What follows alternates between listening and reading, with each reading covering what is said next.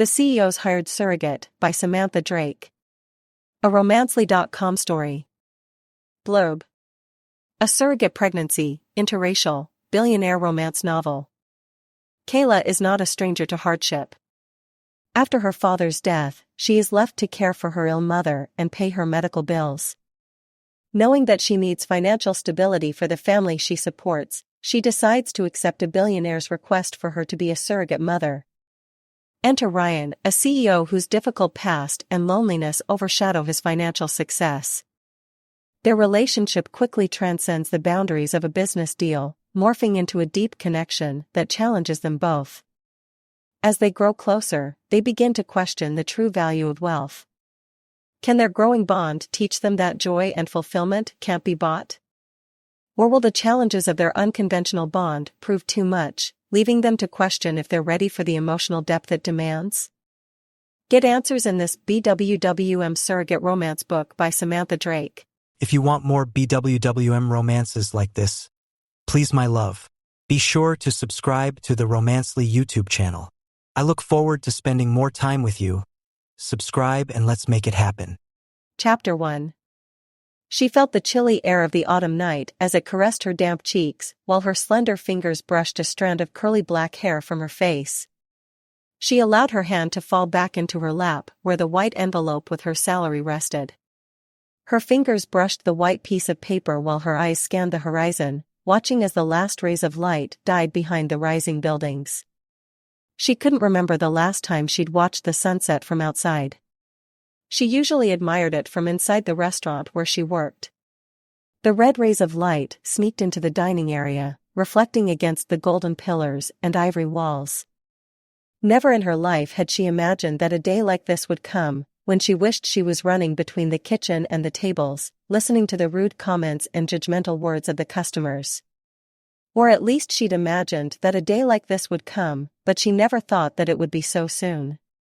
She gulped and closed her eyes for a second, trying to calm the frantic thoughts that rushed through her head, hammering against her skull violently. She could still feel the weight of the walls that seemed to have crumbled above her chest. The memory of the events that had occurred, not so long ago, vividly played against the dark canvas of her closed eyelids. The memory of the scarlet wine as it seeped into the baby pink satin dress still played at the back of her mind, followed by the colorful words that had left the parted red lips of the blonde woman. She bit her lip as she remembered the way the woman had looked at her, the chilly feeling of her dead stare still running down Kayla's back. Her heart was still hammering against her ribcage as she remembered the disappointed look of her manager, her body barely able to forget how small it had felt under the deep gaze of Mr. Anderson. But those memories were not the ones that brought tears to her eyes. She wasn't one to allow some snobby person and a ruthless manager to kill her soul and wet her eyes. No, she was crying because of her misfortune.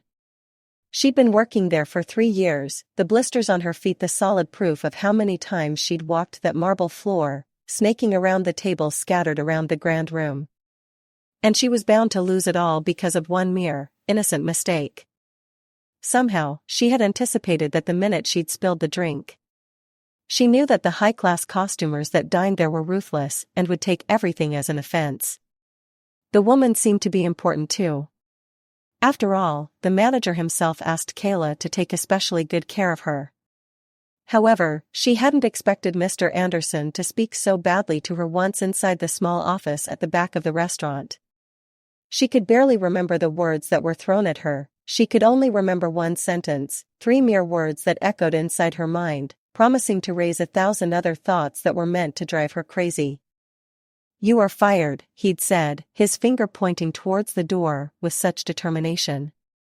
The events that had occurred after that were a blur. Kayla could barely remember how she came to sit there, on the metallic bench a few feet away from the bus station. She didn't even know how long she'd been sitting there. She just knew she was subconsciously trying to delay her arrival home. Because she knew that she would have to deliver the sad news to her sick mother. Her mom wouldn't say anything, she knew that. But she would start worrying about the bills as soon as she heard the news. Kayla was so sure of that because it was exactly what she'd been doing herself. Taking a deep breath, she brushed the drying tears with the back of her hand and allowed the chilly air to wash over her lungs and refresh her from inside. With determination, she stood up and forced herself to stand up and raise her chin. No. She thought. She wasn't going to allow those snobby people to ruin her life. She would find a better job, one that would allow her to spoil both her mother and herself. She was unsure of how she was going to do that. It had been a while since she'd searched for a job. But that wasn't going to stop her from fulfilling the newly sworn promise. From the corner of her eyes, she could see the dark cloud that peered through the horizon, threatening the city with its blue thunder and cold rain.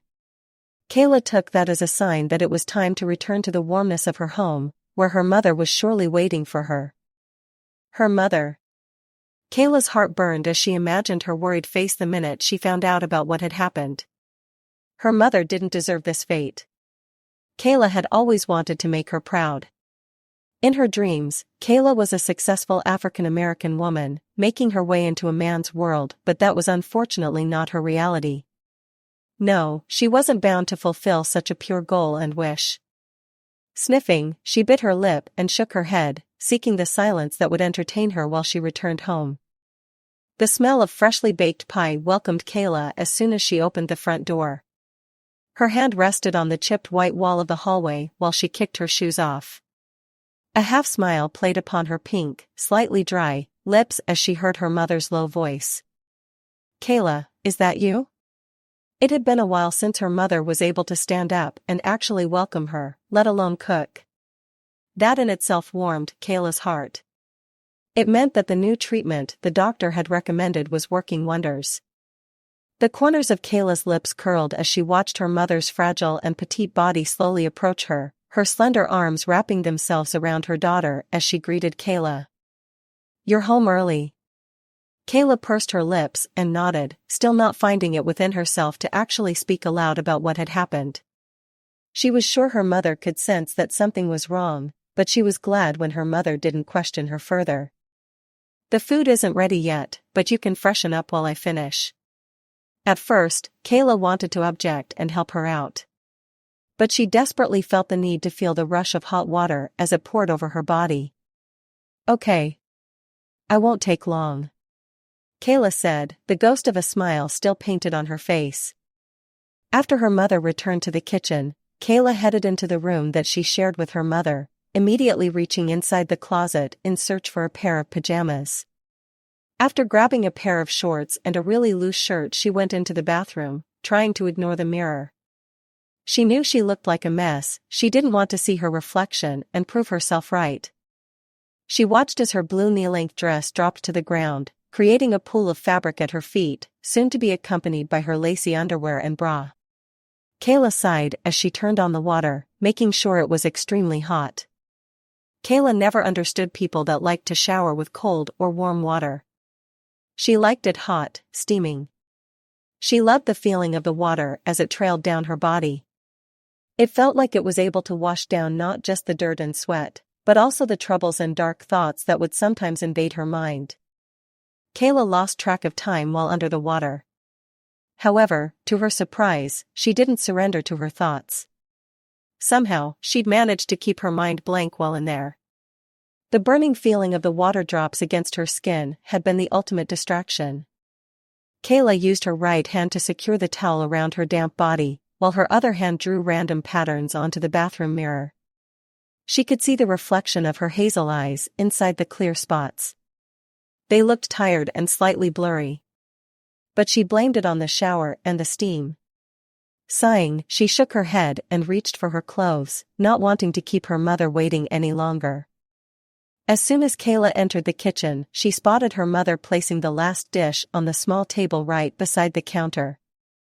Everything looked perfect and smelled just as divine. "You shouldn't have bothered Mom. Some leftovers from yesterday would have been fine," Kayla said as she positioned herself at the table, her hazel eyes running over the full dishes, already feeling the spicy taste of her mother's chicken and sweet pumpkin pie. "I'm fine. Now, less talking and more eating." A soft chuckle escaped her lips. Kayla knew she wasn't as well as she wanted to be. But she was definitely better than she'd been in months.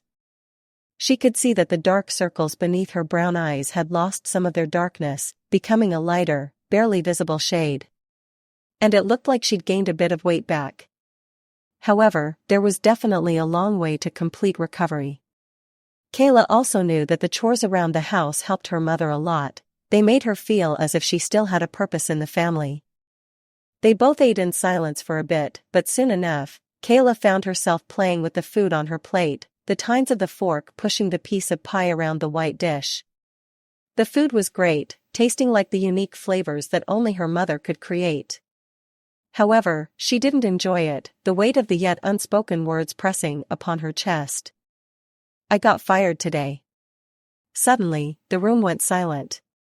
The sound of the forks as they hit the stained surface of their plates now ceased, while both women looked one another straight in the eyes. It was clear to Kayla that her mother was unsure of what to say. She knew that nothing would benefit their situation. Kayla hated pity, so her mother knew better than to say she was sorry.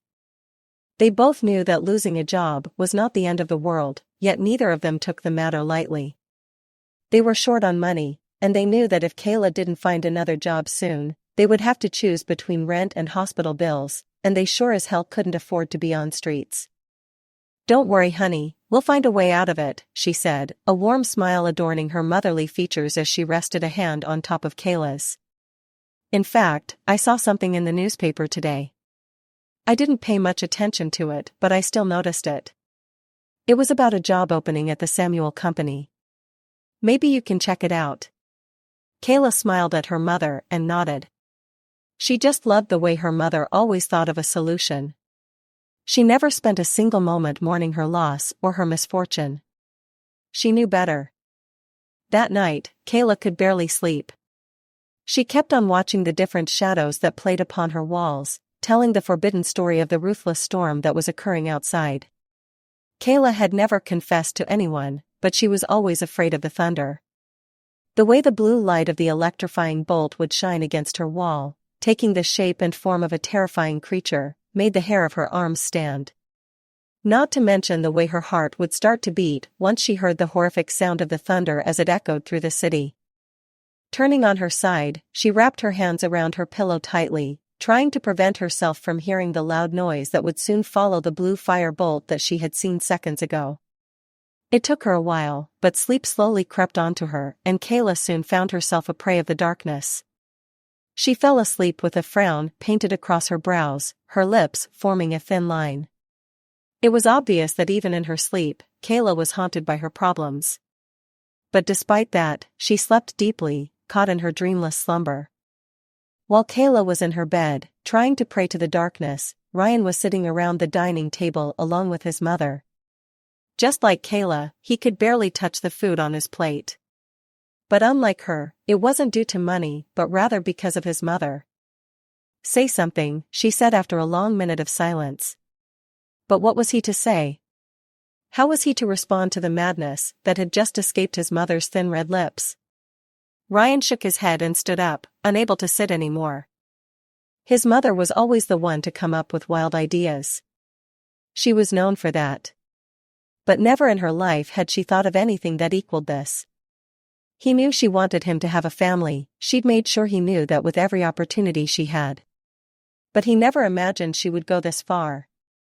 For a minute Ryan paced around the room, his eyes studying every single piece of furniture that he'd scattered around the room. His eyes grazed over the walls as well, taking a careful glance at the paintings that he'd bought from one of his trips abroad. He did so because he wanted to clear his mind a bit before returning to the conversation he was having with his mother. He needed to relax before he answered her. Turning towards the dining table, he watched as his mother sipped gracefully from her glass, watching him from beneath her lashes. Her green eyes were perfectly lined with the black winged eyeliner she usually drew on her lid. Taking a deep breath, he sat at the table again. He was ready now. His mind was clear enough to continue the conversation. "Mother, we both know that what you're saying is insane." He threw his hands in the air in exasperation. His brows knitted together above his eyes. He tried looking her straight in the eye, desperately trying to prove his point to her.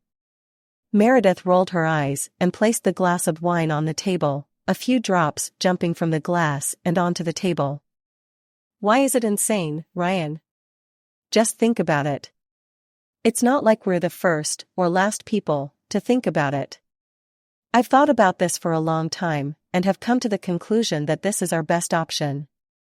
She took a deep breath then continued, I want a grandchild, Ryan. In fact, we need one. I waited and waited, hoping that you would settle down, but we both know it will take a while until that happens. So why not take surrogacy into consideration? Why does it seem so insane to you? What do you have to lose? Ryan looked at her again. It wasn't often he was left speechless, but that night seemed to be an exception because Ryan could hardly think about what to say. Sighing, he ran a hand through his hair again and pursed his lips. He reached for his mother's glass and swallowed the sweet liquid in one gulp.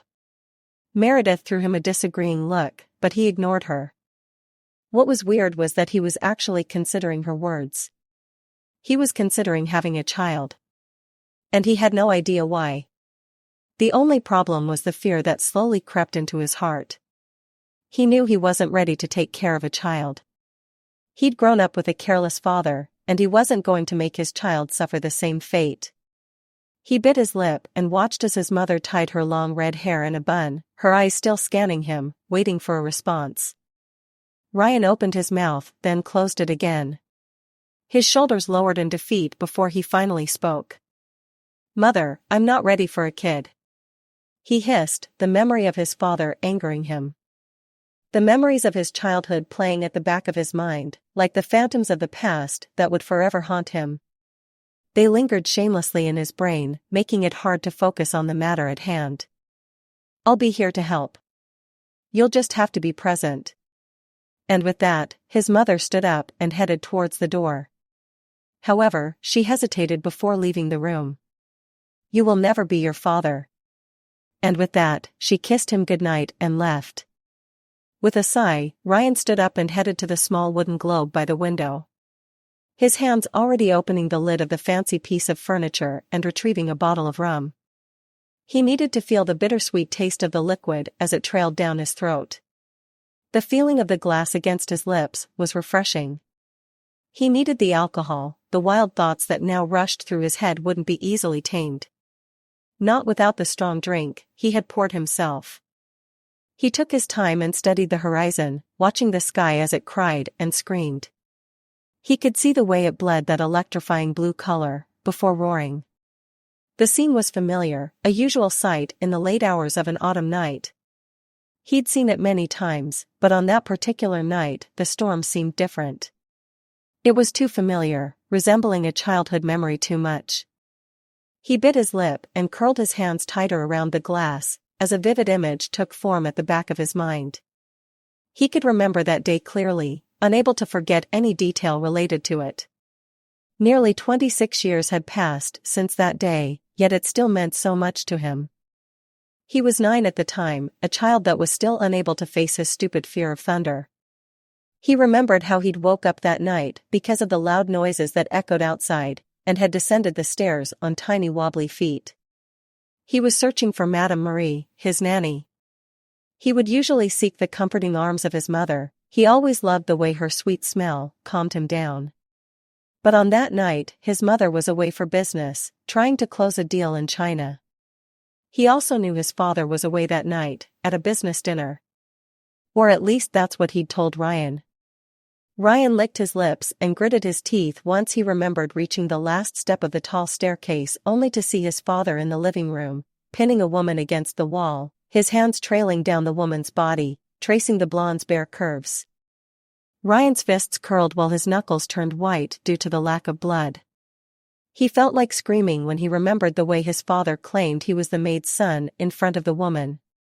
Even now he could barely believe how that low life could threaten him into not telling his mother about what had happened. He didn't even promise him that would be the last time. No. In fact, that incident repeated itself over and over again. Until Ryan grew older, and he finally manned up and told his mother. The old man was dead now, but what good was it? He'd left his prints on Ryan's life. Even in death, Ryan couldn't forgive him, even after inheriting the empire his father had left behind. Yes, indeed, Ryan was afraid he would disappoint his child, but he was never afraid he would turn into his father. No, he hated him too much to even think about becoming him. He also knew that he would never cheat or treat his child so badly. However, he was still afraid of making his own mistakes. What if he screwed up? What if he was a bad father? What if? There were a lot of what ifs. But somehow, he could see himself holding a child. Caring for a son or daughter. He was unsure if his sudden change of mind was due to the alcohol, but he was certainly more open to the idea now. Hey there. Did you know that we've other hot romances like this that we want to release? But we need your help. Subscribing shows us that you're part of our journey and allows us to make more of these stories at a higher quality. So please, my queen, subscribe to the Romancely YouTube channel now. Thanks. Now back to your story. Chapter 2. The echo of Kayla's heels as she walked down the hallway matched the beating of her heart. Her eyes scanned the crisp white walls that rose all around her. They lacked any kind of fancy design, the exact opposite of the fancy lobby downstairs. In the back of her mind, she recalled the large reception area downstairs, the golden roses and vines that rose against the pillars on each side of the desk. Shaking her head, she tried to focus on the scenario around her now. She scanned the few paintings that were scattered around the walls. Truth be told, she didn't appreciate them much. The dull colors and random strokes didn't stir any emotion inside her. She was a lover of art, and could safely say that the art around her lacked any meaning or exceptional beauty. But even if the reality of them had been different, and the artist could have managed to paint true meaning and emotions within them, she doubted that she would have studied them. She may have loved art, but that emotion was clouded by the anxiety of the day ahead. As if in a daze, Kayla took a minute to analyze her current state of mind. She knew she had to relax in order to focus on what was to come. But how exactly was she meant to do that? Kayla couldn't remember how it had felt during her last interview. She couldn't clearly recall the rush of adrenaline that had surged through her veins at that exact moment. But she had a vague idea. How different could it have been from what she was feeling then? Frankly, she did not care to remember. The slight fear and anxiousness that burned inside her chest and spread through her body were strong enough to keep her mind busy for a while. Sighing, she placed an ice-cold, sweaty hand against her collarbone. Her gaze fixed in front of her as she slowly focused on the end of the hallway. From where she was now, she could see the round waiting area in its entire splendor. It was a bit isolated from the rest of the floor, probably because it was the office that operated the entire wing, or maybe due to something else. Whatever it was, one thing was for sure. The room was truly beautiful. As soon as you entered the area, you were greeted by two Greek-inspired pillars. Her eyes wandered from the two green royal chairs that were placed behind the low mahogany coffee table to the chandelier that scattered its light around the oval room. The chandelier was a typical one, a mix of tear-shaped crystals with a few diamond-shaped crystals that fell from its center. From the corner of her eye, Kayla noticed a wooden desk to her right. A computer and a few scattered papers rested on top of the dusty desk. The chair was neatly tucked beneath the desk, its scarlet back being the only visible part. For a second, she imagined herself getting the job and sitting there for hours. She wondered if she would be able to answer to phone calls and take all the notes that Mr. Andrews would require. From the job description, she knew she had a lot to do, but she didn't mind.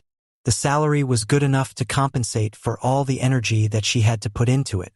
Just as she was about to turn and face the office door, she caught a glimpse of her reflection in one of the windows across the room. Thankfully, her shirt was still neatly tugged into the tight pink knee-length skirt she was wearing. Waves of raven black that cascaded down her back. From that exact spot, she couldn't see any trace of the small amount of makeup she'd applied that morning.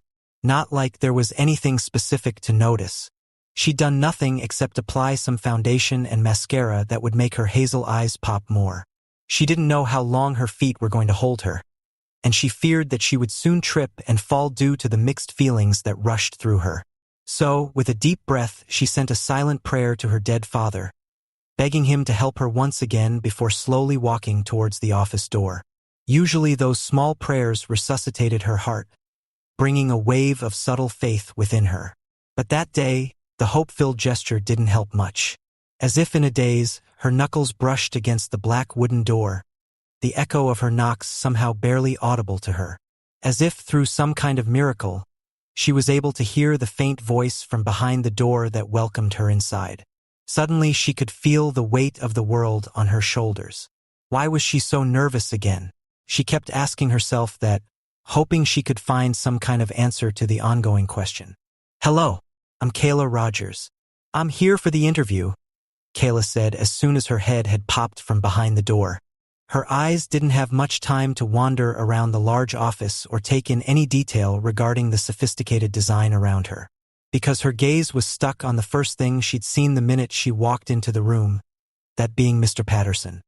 He was a man in his early 40s probably, with a well-built body and an icy gaze. His shoulders were broad, flexed beneath the navy blue collar shirt he had on. His hair was a mixture of gray and raven black, the clear line that indicated the transition he was in.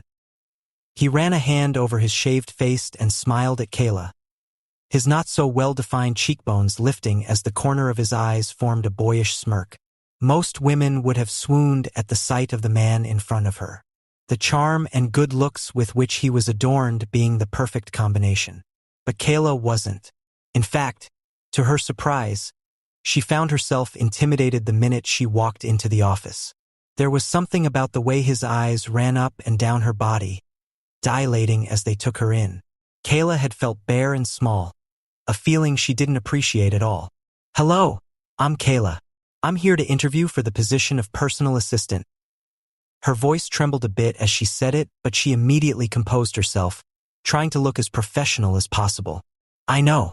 The girl from the lobby announced you," he said hurriedly, already approaching her with quick steps. Gently, he placed a hand on her back, a little too low for her liking, and led her towards the seat in front of his office desk, a move that she didn't appreciate.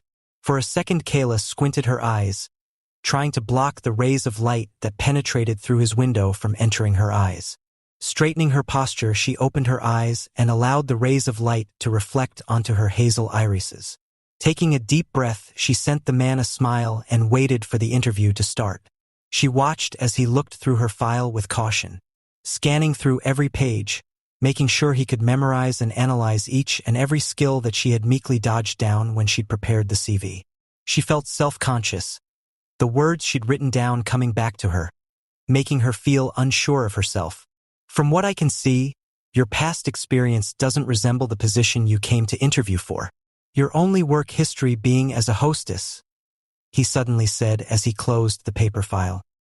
He looked at her with curiosity, scanning her face. "It's true, but I can assure you I have enough skills to make a great personal assistant." She licked her lower lip as she tried to think of something else to say. She had a lot of responses in her mind, but somehow her mouth was dry and she was unable to say anything else. So instead she gave a shy smile, hoping that her potential boss would understand her and ask something that would help her come up with a better answer. "Skills such as what?" Mr. Patterson asked as he stood up from the chair behind the desk and walked towards the corner of the room, where a table with various drinks stood. She watched him grab 2 glasses and frowned as he poured scotch from the glass container in the middle. She inwardly sighed, trying to concentrate on the question she should have thought of. Running a hand through her raven locks, she answered, "I'm able to catch up fast.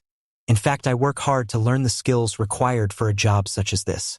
I'm organized and I do well with orders.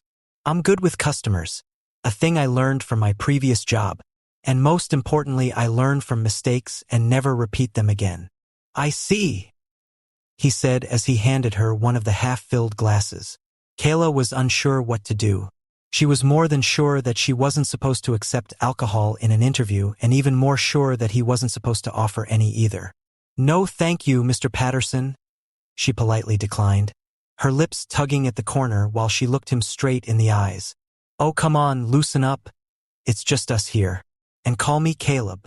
The way he said it sent a shiver down her spine, the emphasis he had put on his name making Kayla question everything.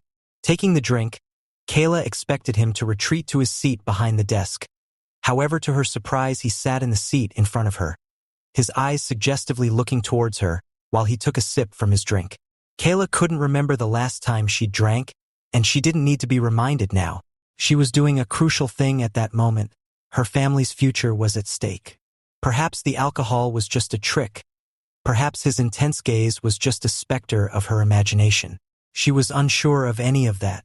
However, she was sure that she needed to put everything aside and go on. She needed the job even though the boss was a complete freak. I am not sure of what to say next, but I can just hope you'll give me a chance to prove that I can do the job, she sincerely claimed, her fingers curling in her lap while she tried to calm her anxiousness. Hey, no need to be worried. We're between friends here. Suddenly, Kayla could no longer breathe, the feeling of the man's hand on her leg making an icy feeling sink to the pit of her stomach. She could feel the warmth of his fingers as it seeped through the sheer pantyhose and onto the skin of her slim legs. At that moment, Kayla understood that she hadn't imagined anything. The man in front of her certainly had other intentions for her, and she refused to stoop so low to even allow him to fantasize about such perverted thoughts. I'm sorry, but I believe that I'm not ready for this job after all. Indeed, while she wanted to make a professional exit, deep inside she felt like slapping the man across the face. But she was a lady, her mother had raised her better than that. She preferred to place the blame on herself rather than make an unwanted scene that could ruin any chance of her ever having a career outside of a restaurant. As soon as she stood up, the man followed, his hand now resting on her arm, holding her in place. He was extremely close to her, so close that she could feel his hot breath on the bare skin of her neck. I'm sure we can work something out that can benefit the both of us. He winked as his hand went to rest at the base of her neck.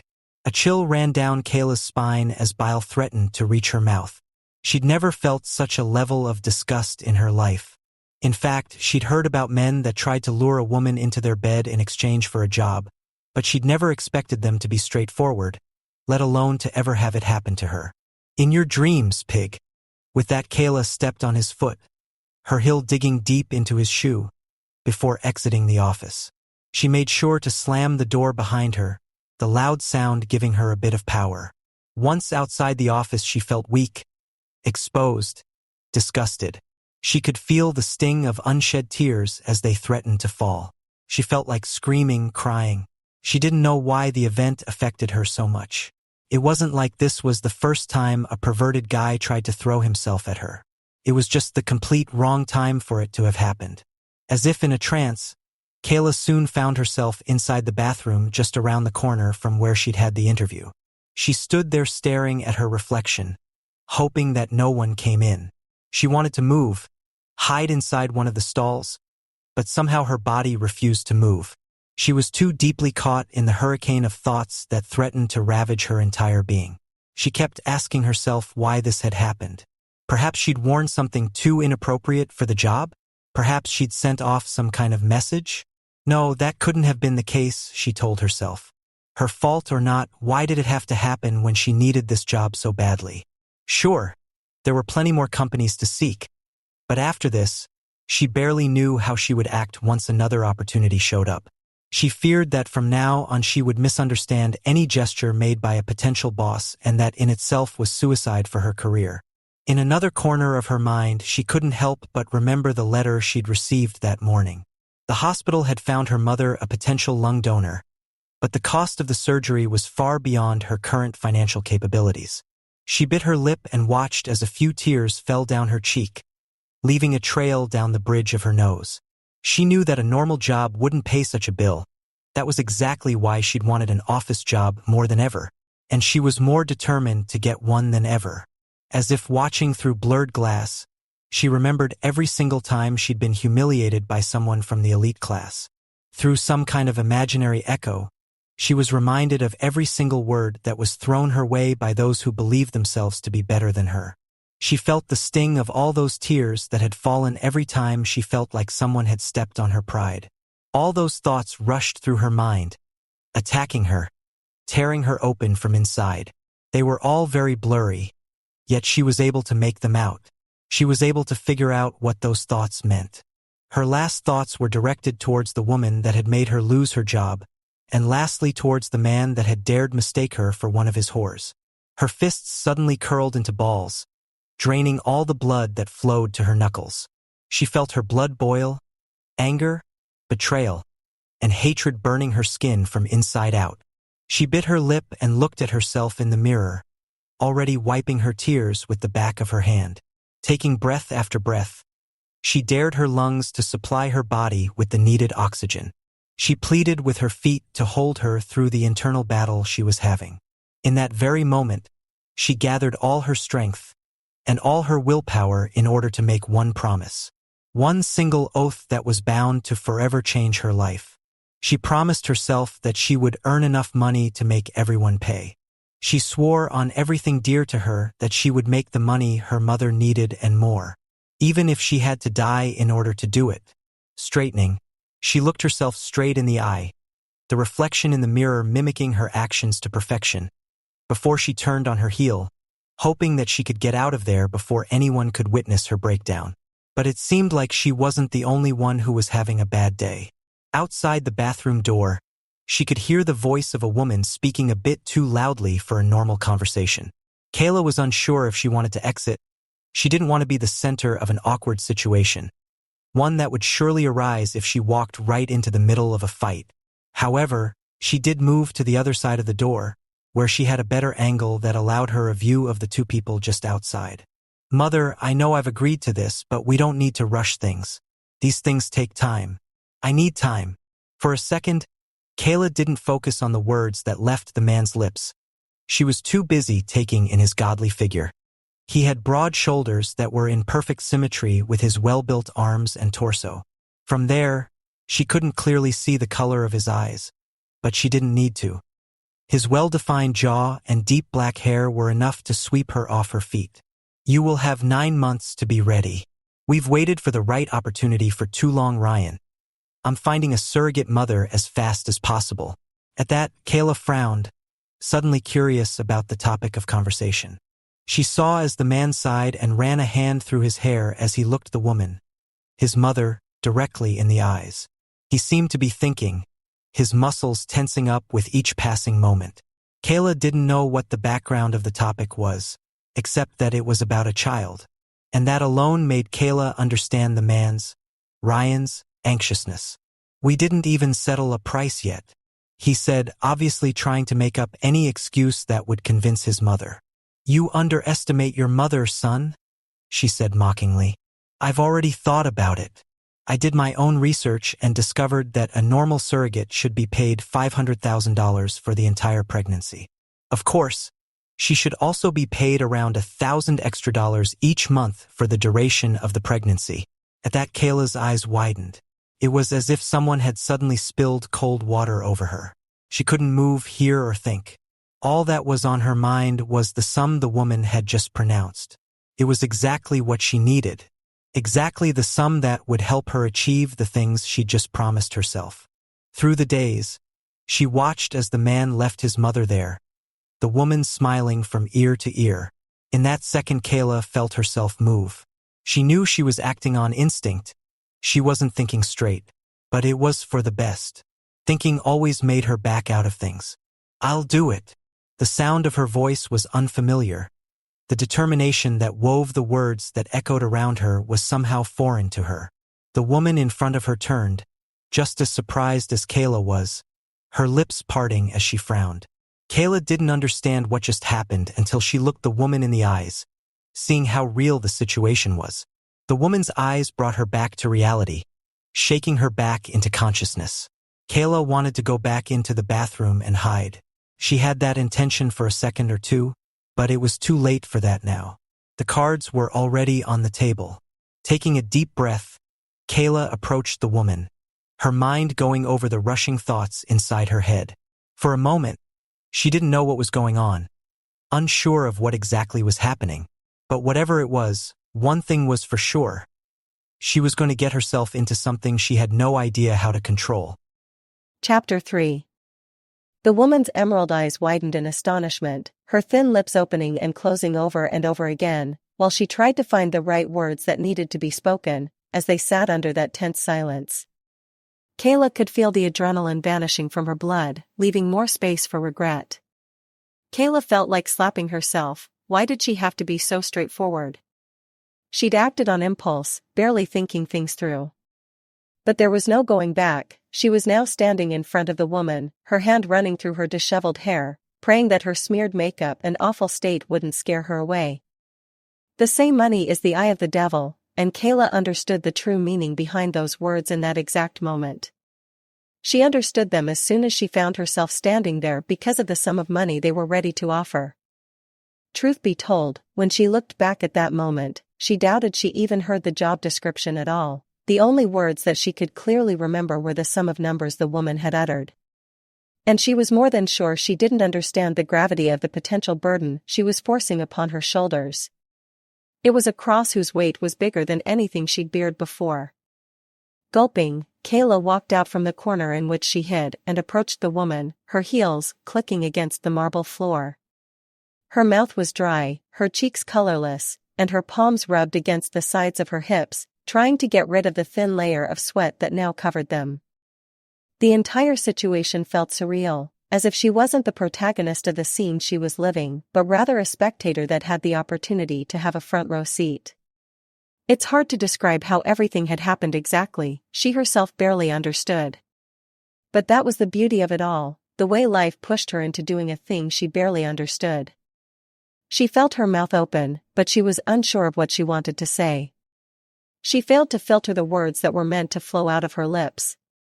The situation was beyond her, so she could only hope that she would find the strength to get out of the awkward situation that she'd forced upon herself and the woman that stood in front of her. I am sorry, Kayla said in a low voice, extending her hand towards the woman. While doing so, she noticed how badly her hands were shaking, her slender fingers moving involuntarily in front of her. I'm Kayla Rogers. I was inside the bathroom when you and your son were talking. I swear I wasn't eavesdropping, well, not intentionally. But I did happen to hear what you were saying. She shook the woman's hand gently as she anxiously bit her lip. Exasperation was written all over her face. She was scared and anxious about what the woman would think of her.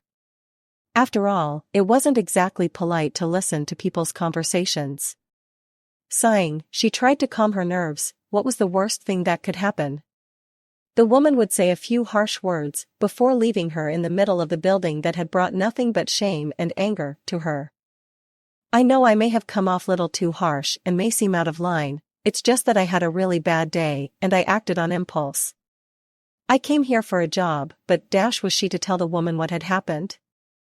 Of course not, that would only lead her to think that Kayla was a magnet for problems and take her out of the running for the job. But under the pressure she didn't know what to say. She was speechless in a moment when she should be stronger than ever.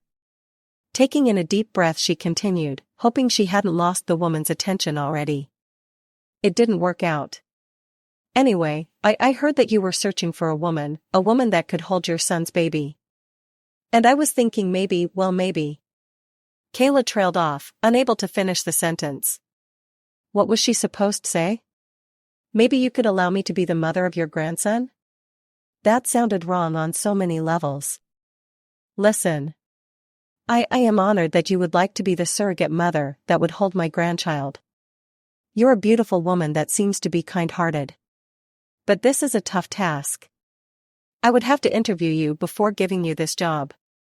After all, this is a child we're talking about, the woman said as she crossed her hands in front of her, trapping her designer bag in between them. I understand. And an interview is all I'm asking for. In fact, if you'd like I could do it right now. I just came out of an interview anyway, Kayla shrugged, knowing too well that she was pushing her luck. But who cared anymore? She was done with doing things by the book. The woman thought for a minute. She looked at Kayla, obviously contemplating whether or not she should give the crazy girl a chance. Breathlessly, Kayla watched as she pursed her lips and took in a deep breath, closing her eyes for a second. Okay. Let's do it, she finally said, sounding like someone who was doing something they knew they would later regret. I know this cafe down the street. That should do. Breathlessly, Kayla watched as the woman walked in front of her, her elegant steps as precise as they could be. Shaking her head, in a meek attempt to clear it, Kayla sent a prayer to the skies above and followed her. Tapping her finger on the wooden table, Kayla took a moment to admire the beautiful cafe the woman had chosen. She liked the way the smell of pine mixed with the bittersweet smell of coffee and cream. It reminded her of her childhood for some reason, resembling the smell of her father. At the memory, her heart clenched, but she didn't allow her mind to wander down that path. Instead, she focused on the ivory walls around her that were decorated with vines and white flowers hiding beneath them swirling words and structured sentences. Kayla smiled as she read the quotes that had been written on the walls. The curves and meaning behind the words giving Kayla a boost of motivation, a thing that had probably been done purposefully by the owner. From the corner of her eyes, Kayla could see Meredith, Ryan's mother, as she looked at the menu with an intense gaze. She seemed to be studying each and every word written on that paper, which made Kayla wonder if she was one of those women that were always careful of what she ate and drank. On the other side of the table, Kayla didn't bother to look at it. She didn't feel like she could digest anything at the moment. She needed water, however, her mouth feeling dry and numb after such a wretched morning. She also wanted to get the thing over with. She doubted the woman would hire her after she'd acted like a complete lunatic that morning. The earlier events replayed in her mind, making her cringe whenever she remembered her wrecked entrance and the unfortunate disgusting thing that had led her to be in that bathroom. Idiot, she thought, you've wasted such a good opportunity.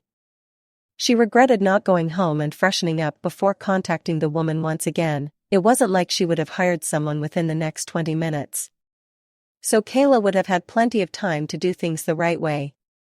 Though lost in her thoughts, she watched as Meredith placed the menu on the table and signaled for a waiter to come, before directing her attention towards Kayla. The woman cleared her throat and took a deep breath before starting. So, Kayla. Let's start with the beginning. Tell me about yourself, Meredith said as she wiped a strand of hair from her face. Well, I'm 25 years old. My father died 8 years ago, leaving my mother and I with nothing. We'd both struggled for a long time. I worked as a waitress at a high-end restaurant downtown for a while, but was recently fired because of a misfortune. I didn't go to college, but that doesn't make me stupid or incapable of taking care of or carrying a child. I am motivated and would do anything to accomplish what I set in mind, which makes me stubborn, I guess you could say. Kayla smiled, an anxious chuckle making her lips shiver. Meredith smiled before turning to the waiter who had just arrived. They both ordered, and then returned back to the conversation. So, I understand that you would want this job in order to provide a better life for your mother and you, she asked, raising her left brow, her eyes boring into Kayla's, searching her very soul for every emotion that painted her bare canvas. Sort of. You see, never mind, that's the main reason. Kayla sank in her seat as she thought about her mother. She'd intended to tell Meredith about her mother's condition, but she refused to be a charity case. She refused to get any kind of special treatment. She was set on creating a better life for the two of them, but she was going to do so because of her skills and mind, with her own sweat and tears, and not because she'd managed to soften someone's heart with a sad story and a few tears. Kayla, Meredith leaned forward, placing her perfectly manicured hands on the table. You see, I admire a hardworking woman. And as you've probably heard, I'm ready to offer a lot of money for this job. So in return, I would want a girl that is warm-hearted, and that would hold my grandchild with love and care. During these 9 months, I expect the surrogate mother to act like a normal mother. I want her to be tender and careful. Do I make sense? She asked with narrow eyes. Yes, ma'am, Kayla nodded, processing every word that left her thin lips. I like you. You seem different. You seem to care about the money, but not in a greedy kind of way. And even though this may seem fast, and it may seem like I'm putting no thought into it, I'm willing to give you a chance. Kayla felt breathless. She looked at the woman in astonishment, unsure of what to do. She opened her mouth like a fish on dry land, trying to find her words. Tears stung her eyes, blurring her vision. For real?" she whispered, her voice barely audible. Meredith's lips slowly curled into a smile. Suddenly, before any of them could register what was happening, Kayla got up and hugged the woman. "I'm sorry, but I had to do it," Kayla said with a smile as she retreated back into her seat, all the negative feelings that she'd previously felt vanishing from her heart, leaving no room for regret. The woman seemed to be speechless for a moment. Time passed as the two women stayed and talked about the details of the job. They talked about the insemination, the payment, and how things should go. And while they did so, Kayla couldn't help but touch her belly beneath the table. In the back of her mind, she kept thinking about one thing: she was soon going to have a baby inside of her. She had to admit that she'd never imagined having her first baby in this manner. In fact, she'd never imagined being pregnant at all. It wasn't that she didn't want children. It was just that she'd always expected to have a child with the man she loved. Watching him grow. But life had a funny way of doing things. It enjoyed twisting your dreams and wishes so you no longer recognized them. But who was she to complain? At least she still had the opportunity to fulfill the oath she'd made that morning. And she was not going to allow anything to ruin it. The house was silent, only a few orange strands of light penetrated through the white veil curtains that fluttered against the slightly opened window. She could smell the rain as it snaked around her, mixing with the fresh smell of baked potatoes and grilled chicken. The smell was divine, wrapping around her empty stomach, accentuating the hunger that rubbed at her insides. Kayla felt a chill run down her spine as she took off her wet black leather jacket, cursing herself for forgetting her umbrella when the forecast clearly promised a day full of rain. She could feel the drops of rain that slipped from her damp hair and onto the soft skin of her face. She pursed her lips as she kicked her black boots off, hearing the clicking sound of the zippers as they met the edge of the wooden hanger by the door. "Mom. I'm home," she shouted as she made her way into the kitchen. Kayla felt weird. Only yesterday she'd returned home broken and shattered after being fired over a silly mistake. And today she was returning home with a new spark of hope shining within her, yet still as anxious as she'd been the day before. It wasn't easy to share such news with your mother. It was almost impossible to choose the words that were meant to describe your situation. "Hey, honey," her mother said, smiling, her pale face dimly glowing beneath the low kitchen light. "How did the interview go?" Kayla had almost forgotten about that. The events that had happened before she met Mrs. Johnson seemed to have happened weeks ago. However, it didn't take a lot to wake the rage she felt towards the man with the icy blue eyes and deadly stare. "It didn't go as planned," Kayla said honestly, a sad smile plastered on her face. She didn't want to give her mother any details regarding those events. She wouldn't do well with further sadness and worry. "Oh. No. No. Don't worry. I got well, you can call it another job." Kayla didn't know what else to call it. She didn't even know how to introduce the idea of her new job to her mother. But how bad could it go? What could be worse than telling her you'd been fired? Her mother's face lit up, the dampness across her forehead, created by the heat emitted by the oven, glistened, while her lips formed a smile Kayla hadn't seen in days, maybe in months.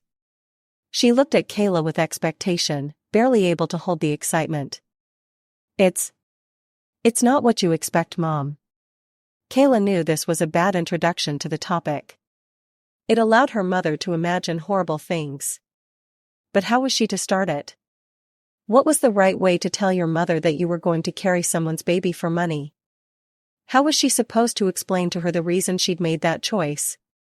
She knew her mother well. She would refuse to sacrifice her daughter's life for her own. She was ready to starve, to die, all for the sake of sparing her daughter from pain and exhaustion. And this unconditional love that her mother offered her made Kayla hesitate before telling her what she'd gotten herself into. "I'm a surrogate mother." "Well, I'm going to be." There was silence. The sound of the frying pan, the only sound that echoed around them. Kayla yearned for an answer, feeling the pressure of the unspoken words and her mother's shocked expression as they pressed against her ribcage. I don't understand." This morning, after the interview, I was inside the bathroom and happened to overhear a conversation between this woman and a man, her son. I think he works there. Actually, Kayla never actually managed to find out anything about the man whose child she was going to carry. She and Meredith had gotten so caught up in details regarding the pregnancy that she forgot to ask about him. Well, he's 35, and she wants a grandchild. They're willing to pay a lot of money for a surrogate mother. I was desperate, and that was the only thing I could think about. Her voice was hoarse by now, and her vision was blurry. It wasn't like she was regretting her decision, but she sure as hell didn't find it easy. She'd only had one partner throughout her life, and she sure as hell didn't expect to be pregnant before finding a second one. But that was life. And these were the twists and turns that it was ready to offer. Kayla, I don't know what to say. She seemed to be speechless for a moment. I know I have no right to interfere with your choices, not when you're the one that has to hold the cross our family has been cursed with. But Kayla, you can't do this. You don't have to do this. I want to mother. I worked so hard these past few years, and in the end I was treated like garbage, only because others had it better than me. But I'm done with that. I want a better life, for you and for me both. And this is the only way. Kayla, I don't know if you understand the gravity of this thing. This is insane. We don't need the money. We were able to get this far without it, we sure as hell can do it again. This was the first time in a while her mother had showed any feeling other than sorrow or sadness. And it frightened Kayla. For some reason, she'd forgotten what it felt like to disagree with her mother, and she sure as hell didn't like it. The way they looked at each other made the hair on Kayla's arms rise. It was only then that she realized how badly life had treated them. Forcing them into near poverty, threatening their very existence every chance it got. And now, offering them the ultimate solution, for a price that was beyond them. How are we okay, Mother? How in the world are we okay? Tears were now flowing freely, the tension around her affecting Kayla in a way that couldn't be explained. You have hope now, Mom. And I'm willing to fight for it. I also want to relax for a while. I've been working nonstop for years now. I'm tired. It's true, I may be taking the shortcut. But whoever made a rule against that? We deserve to be happy. And this is a sacrifice I'm willing to make. Chapter 4. The first thing Kayla thought of was the ocean. Not the calm waves that brushed against the shore, carrying seaweed and dusty shells, but rather the cold, icy surface of the Antarctic Ocean, with floating white ice that melted and seeped into the depth of the never-ending pools of the sea. For a second she wondered how she hadn't noticed his perfectly sculpted jawline or the wrinkle beneath his right eye the moment she'd first seen him. Worse, she wondered if she was even meant to notice them now. Whatever the case was, she knew them now. They tickled the skin on her spine, making a foreign feeling settle in the pit of her stomach. Her lips parted for a second, her fingers curling around the handle of her small black handbag as she gulped. Kayla, this is my son Ryan. Meredith's voice was like a rope pulling Kayla back to her senses. She felt a sudden wave of heat ravishing her cheeks. Cursing herself from the inside, she raised a hand, plastered a smile on her lips and introduced herself to the man. She was sane enough to avoid any eye contact, the smirk adorning his features being enough to keep her lucid for a while. Kayla Rogers, a pleasure to meet you. She'd expected something in return, truth be told, but all she was rewarded with was a firm shake and a barely visible smile. In her mind, Kayla was rolling her eyes, her previous infatuation vanishing due to the impact it had had on his rather cold personality. She hated the kind of men who were cold and arrogant. She was to be the mother of his child. The least he could do was show a bit of kindness. It was then that Kayla noticed his posture and expression. A true example of what cockiness looked like. Who was he to be so self-centered? How are you feeling today, darling? Meredith asked. I hope you rested well enough? I did. Kayla smiled, but from the corner of her eyes, she watched as Ryan looked her up and down, his eyes dilating with every minute that passed by. Kayla suddenly felt exposed, nervous, and bare under his gaze. She'd never felt that way. Never in her life had she felt so vulnerable under the gaze of a man she didn't know. But she blamed it on the hormones. She blamed it on the situation itself. After all, how were you meant to feel beside the man that was meant to be the father of the kid you were about to carry? So, shall we have a coffee before we go in? It was only then that Kayla remembered where she was. Her hazel eyes glanced around her, taking in the huge reception area of the clinic. She allowed a big gulp of air to penetrate her lungs as she blocked out the whispers around them. To her right, she could see a couple as they cheerfully smiled, while rubbing the girl's belly just above the loose red dress she was wearing. A smile played on her lips while her mind wandered off for the millionth time that day. But unlike the other times, Kayla was quick enough to cut the trail of thoughts. Silently she nodded and smiled at both of them, while she followed Meredith towards the exit. She was unsure of where exactly they were heading, but she had a feeling they were going to grab a coffee from the cafe in front of the clinic. Kayla wasn't that fond of the idea. The cafe had an open area that exposed her to the chilly and damp autumn air. Kayla hated the cold. She was a summer person, one that loved to feel the sun as it kissed her skin and enveloped her body. "Are you cold?" For a moment, Kayla was taken aback, her brows arching as she stopped to take a look at the man beside her. It was only then that she noticed how tightly she was holding her leather jacket around her, trying to keep the air from penetrating through the thin black blouse that hugged her body underneath it. "Nothing I won't survive," she chuckled, earning a smile from him. She was confused, the mood swings she'd experienced from his side making her head spin. A few minutes later, they found themselves sitting in the modest area of the clinic's cafe, slowly sipping at the hot bittersweet liquid inside their mugs. Kayla wasn't always a fan of coffee. She liked sweet things. She liked the way her taste buds seemed to float under the effect of a rush of sugar. But it was moments like these, when her body was weak and fragile, that she understood the true value of a mug filled with caffeine. "So, I just got the first copy of our contract this morning. It contains everything you and I talked about the other day. Now, I want you to think about it again. I want you to be sure that you are ready to commit to such a thing. As I told you before, I want full commitment from you." Kayla nodded, remembering how clear she'd been when she talked about the severity of the matter at hand. Meredith took another sip coffee and looked at them both. Her eyes wandered between Ryan and her, obviously preparing herself to say something. "In fact, I want you to move in after the insemination." "You too, Ryan?" Shock? Surprise? Those would be a few words that would be able to describe what Kayla was feeling. She didn't recall talking about moving in, and from the way Ryan now looked at his mother, it was obvious he had no idea about it either. "Mother?" he said, obviously trying to keep his calm. But Kayla knew better. She could somehow sense the way he was gripping the armchair, blocking any blood from tainting his knuckles. "Ryan, Kayla she began, her eyes briefly gazing at them, her voice going low, trying to somehow persuade them into understanding she did not mean harm. "I know this isn't a usual pregnancy, but as a mother, I know how important it is for a child, even unborn, to be in the presence of both parents. This is why I ask for a little cooperation. 9 months, that's all I am asking from Kayla. And besides that, it will be good for the both of you. Kayla, you'll be able to get some help when your belly grows and you start feeling ill.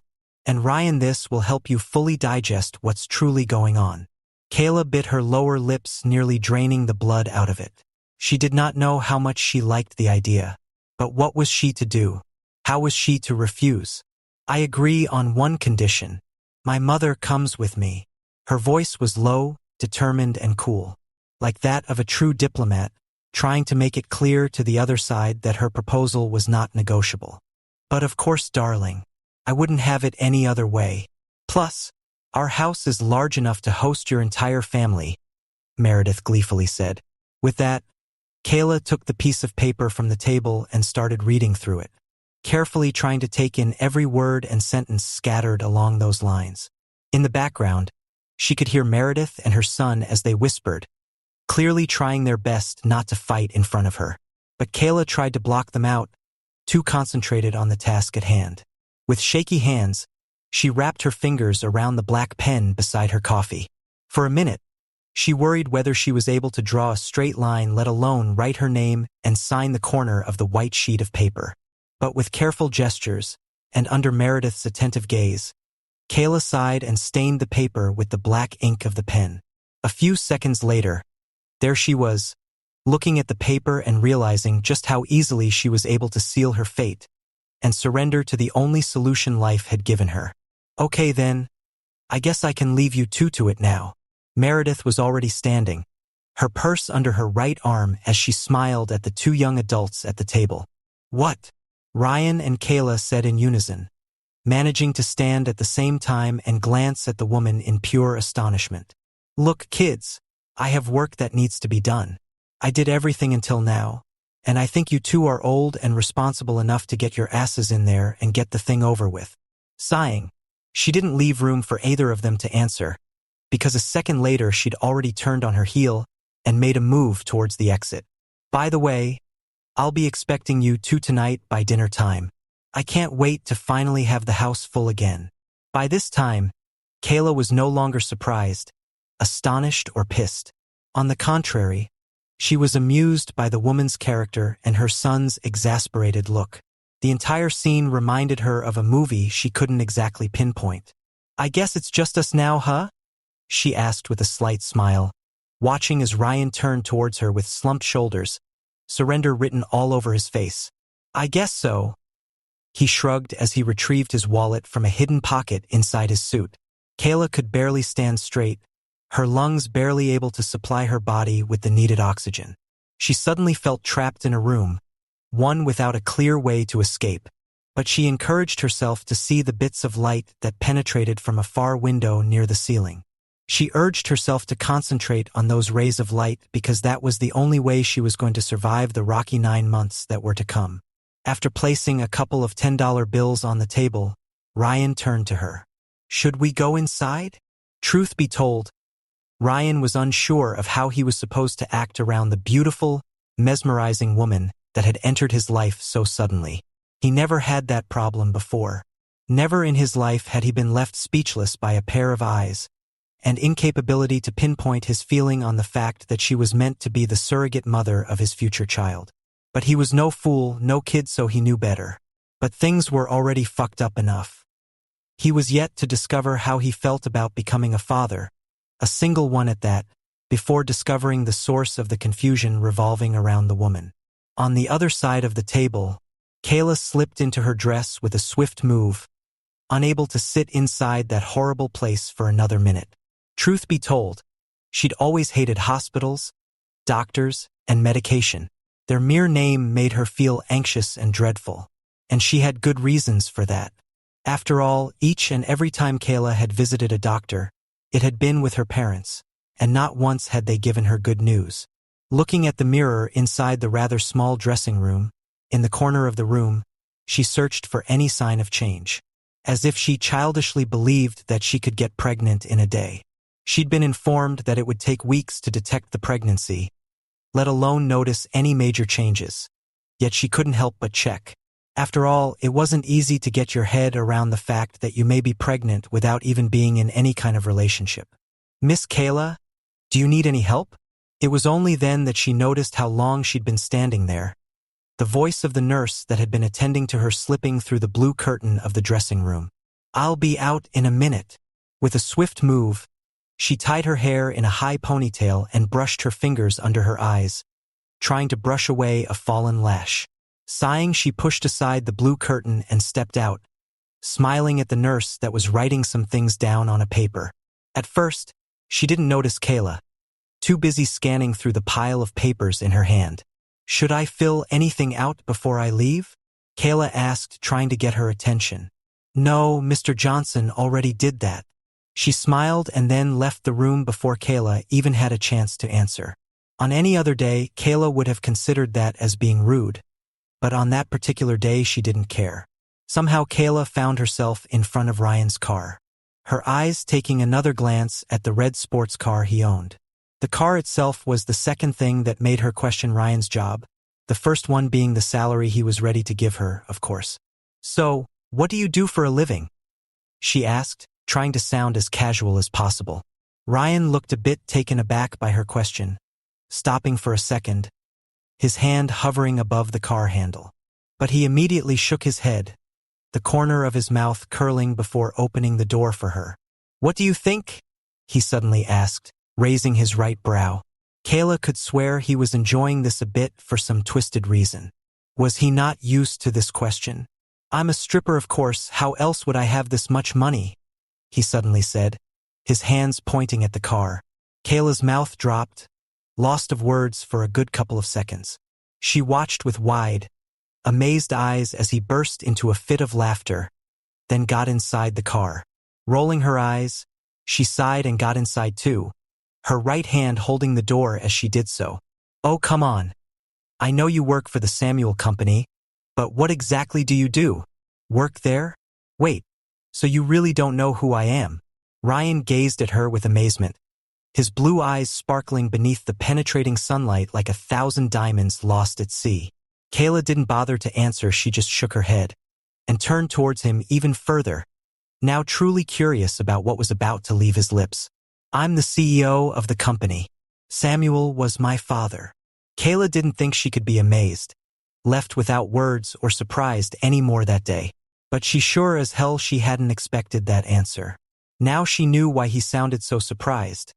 A billionaire such as him must have surely invaded the spotlight, his name adorning every single magazine cover. But little did he know that Kayla didn't have time for things such as TV and magazines. Going back to the moment at hand, she was unsure if she should linger around the was part and say she was sorry, or question him further about his position. So she remained silent, only responding to him through a surprised gesture, and then turned, her eyes busying themselves with the road. For a couple of minutes neither of them said a thing, except a mere statement that they were both going to her place to tell her mother about the move. 1,000 thoughts passed through her mind, about her mother, herself, her pregnancy, and even about Ryan. She couldn't understand why a person like him, a man of power, beauty, and money, would turn to a surrogate mother. She was sure women were falling at his feet, ready to gift their bodies so desperately to him, in return for some luxury. Why then? She found herself asking, her mouth seeming to have developed a mind of its own. The question caught him by surprise. He was unsure of what she meant by why. They'd been talking about his job moments ago, so he did not particularly know what she meant by that question. Why do you want a kid so desperately? And why a surrogate mother? She waited while Ryan tried to formulate an answer. He was uncomfortable around strangers. The life of a businessman taught him never to reveal too much around them, and that rule had worked for so long, making it easy for him to survive.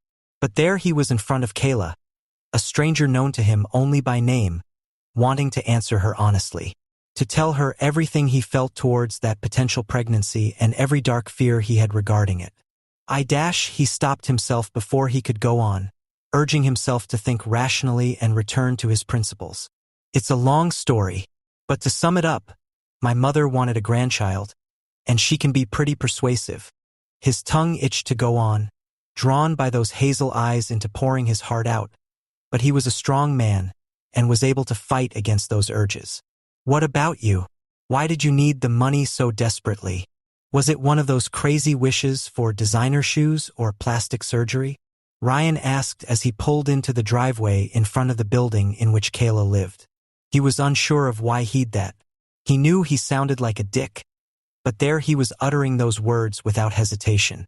Deep inside, he knew that the source of those accusations were all the past women in his life.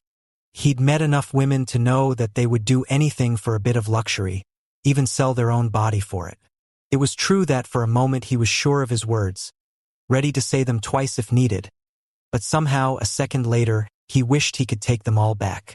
It was just the way Kayla's soft smile and gentle, caring gaze had turned into a hateful fire, her petite body facing him directly, while the corner of her lips formed an angry scowl. She shook her head in disbelief, the blood in her veins boiling.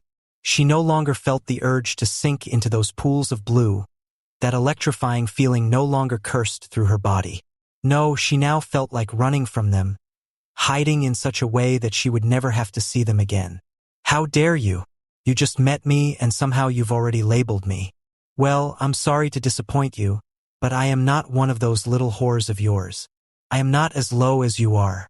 No, I do not need the money for such shallow things. And no, I won't tell you why I need it. Your mother hired me, not you, so I don't owe you any answers.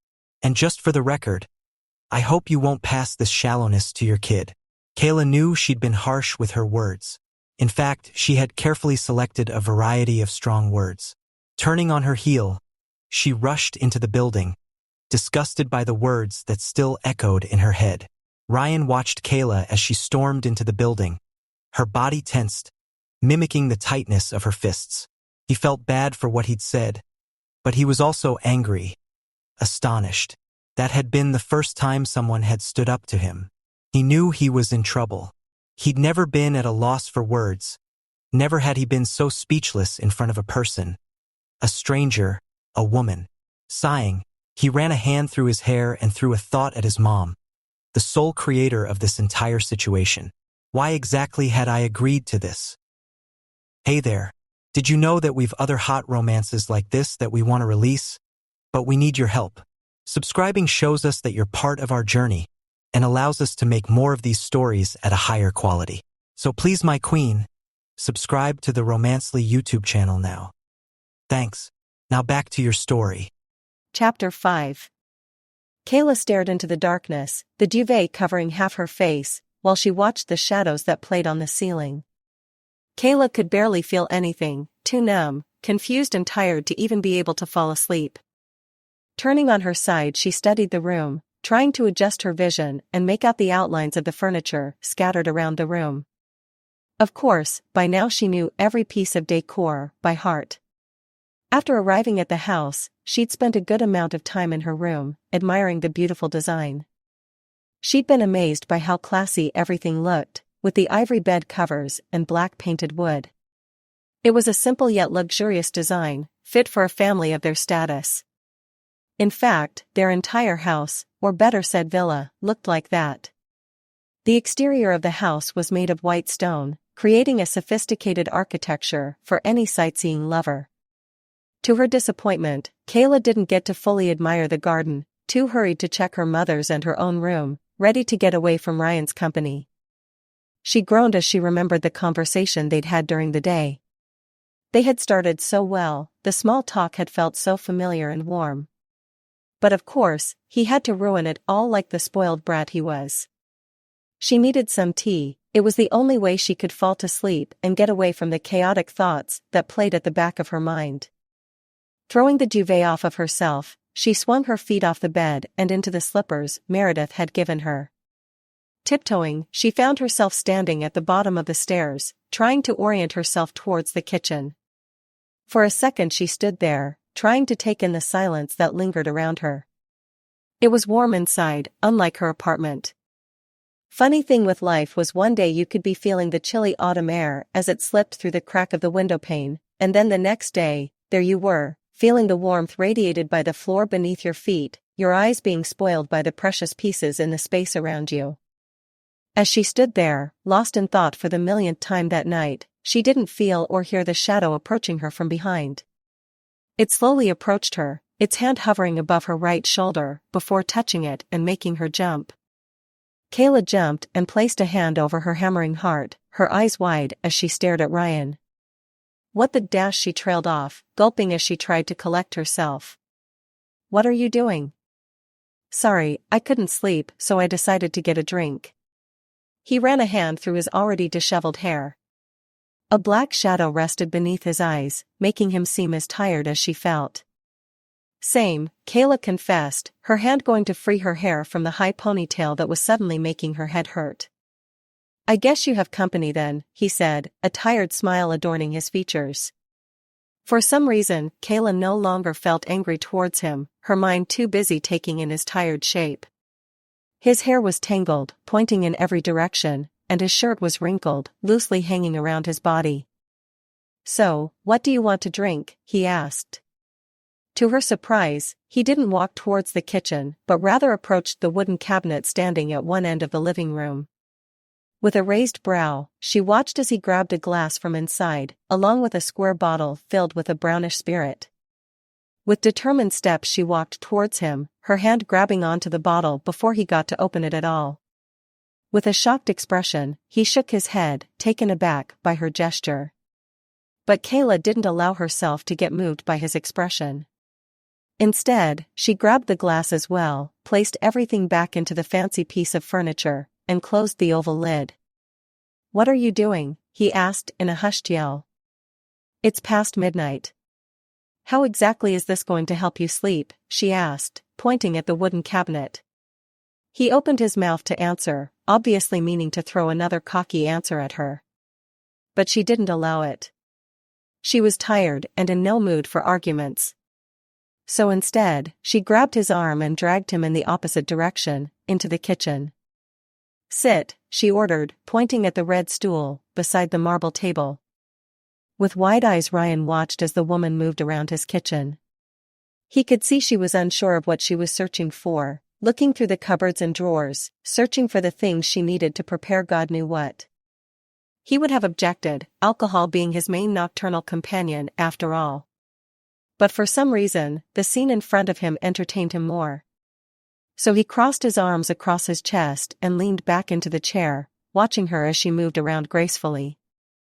"Do you need help?" he asked, although he preferred to sit back and watch her move around some more.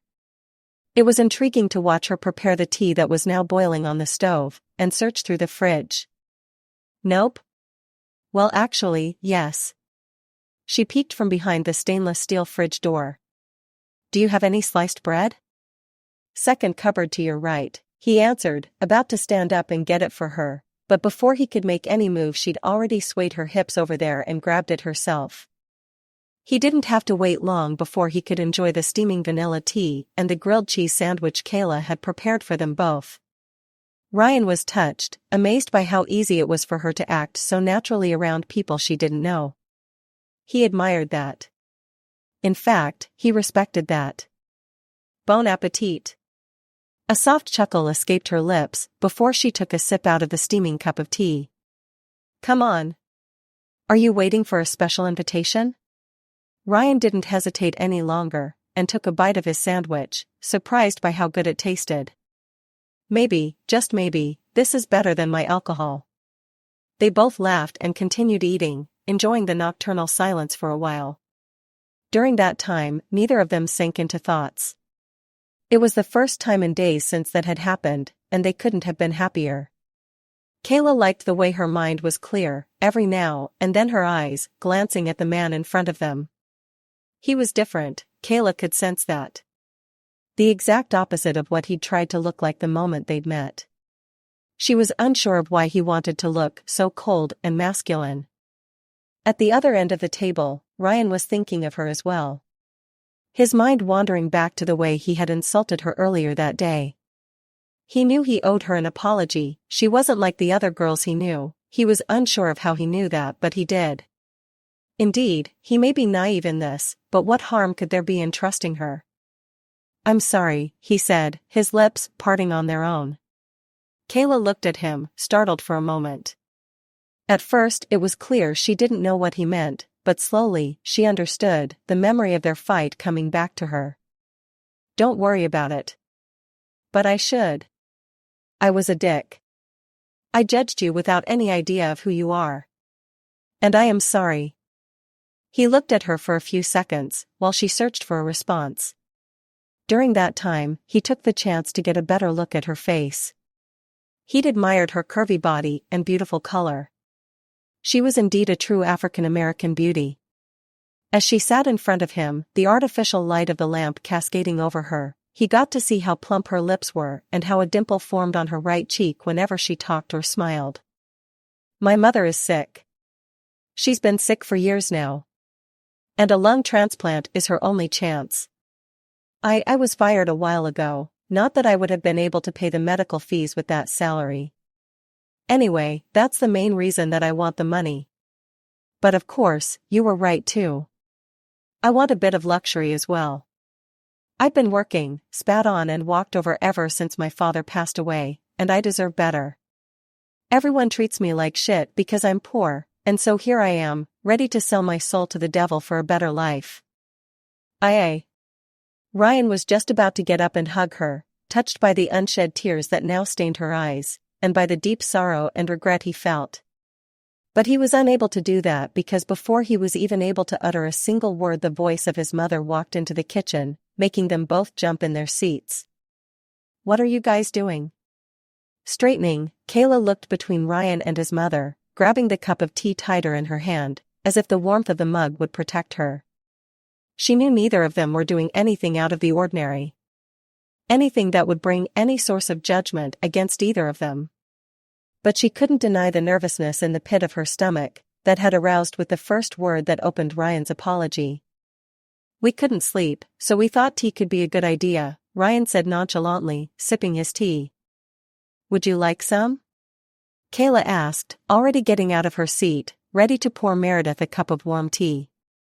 "No, thank you, dear. I was just going to get some water." Kayla nodded but didn't sit back on the red stool. Instead, she grabbed her dish and placed it in the dishwasher, trying to avoid Ryan's eyes. "I'll be going back to sleep then." Kayla wished them both good night before dashing towards the stairs. Once out of sight, Kayla took a moment to let out a breath she didn't realize she was holding. Her hand involuntarily rubbed the place above her heart, feeling the hammering sensation of its fast beating. Never had she imagined that Ryan would apologize to her. He just seemed like that kind of spoiled man that believed everyone was beneath him, and yet, there he'd been, looking straight at her, his lips uttering the most sincere apology. Shaking her head, she smiled, admitting to herself that these 9 months were surely going to be like no other. "I don't get it. Why do we have to do this? We just found out you're pregnant." Ryan nagged as he slipped his hands into his front pockets, looking at Kayla with a bored, defeated gaze. She shook her head and turned towards the piece of furniture that she'd been studying for the last 5 minutes. 3 weeks had passed since the insemination, and only 2 days ago had she discovered she was pregnant. During those 2 days, Kayla had felt ecstatic, mixed feelings rushing through her body, making her feel bizarre and strange emotions unknown to her before. During those 2 days, after she found out about her pregnancy, Kayla hadn't seen Ryan. In fact, she couldn't remember the last time she'd seen him around the house. He always left so early and came back late, apparently to drown into the new project he was working on.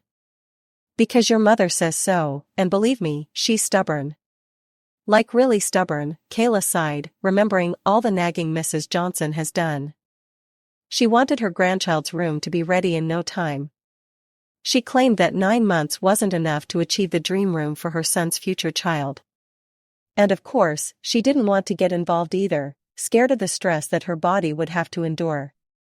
So instead, she'd forced the future parents into doing so. "Trust me, I know." Kayla didn't answer, instead she smiled and continued looking around the shop. She looked at each and every item in the store, amazed by the beauty of the items. She didn't fail to notice the price tags on each thing, a price that would surely burn the pocket of any average person. But that wasn't Ryan's case. He was no normal person, he was rich enough to ensure that his kids would be treated like royalty.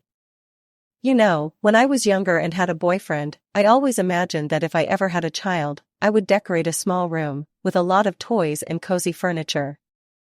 I imagined filling a bookshelf with books and all kinds of picture frames," Kayla admitted as she picked up a baby frame in the form of an elephant. The frame was made of silver, with a golden border that was as eccentric as all the other stuff in there.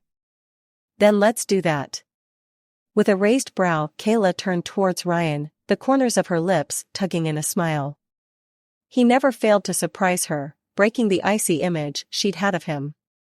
Kayla was sure that she wasn't the only one who believed him to be spoiled and icy. She needed to read the tabloids and gather as much information on him as there was.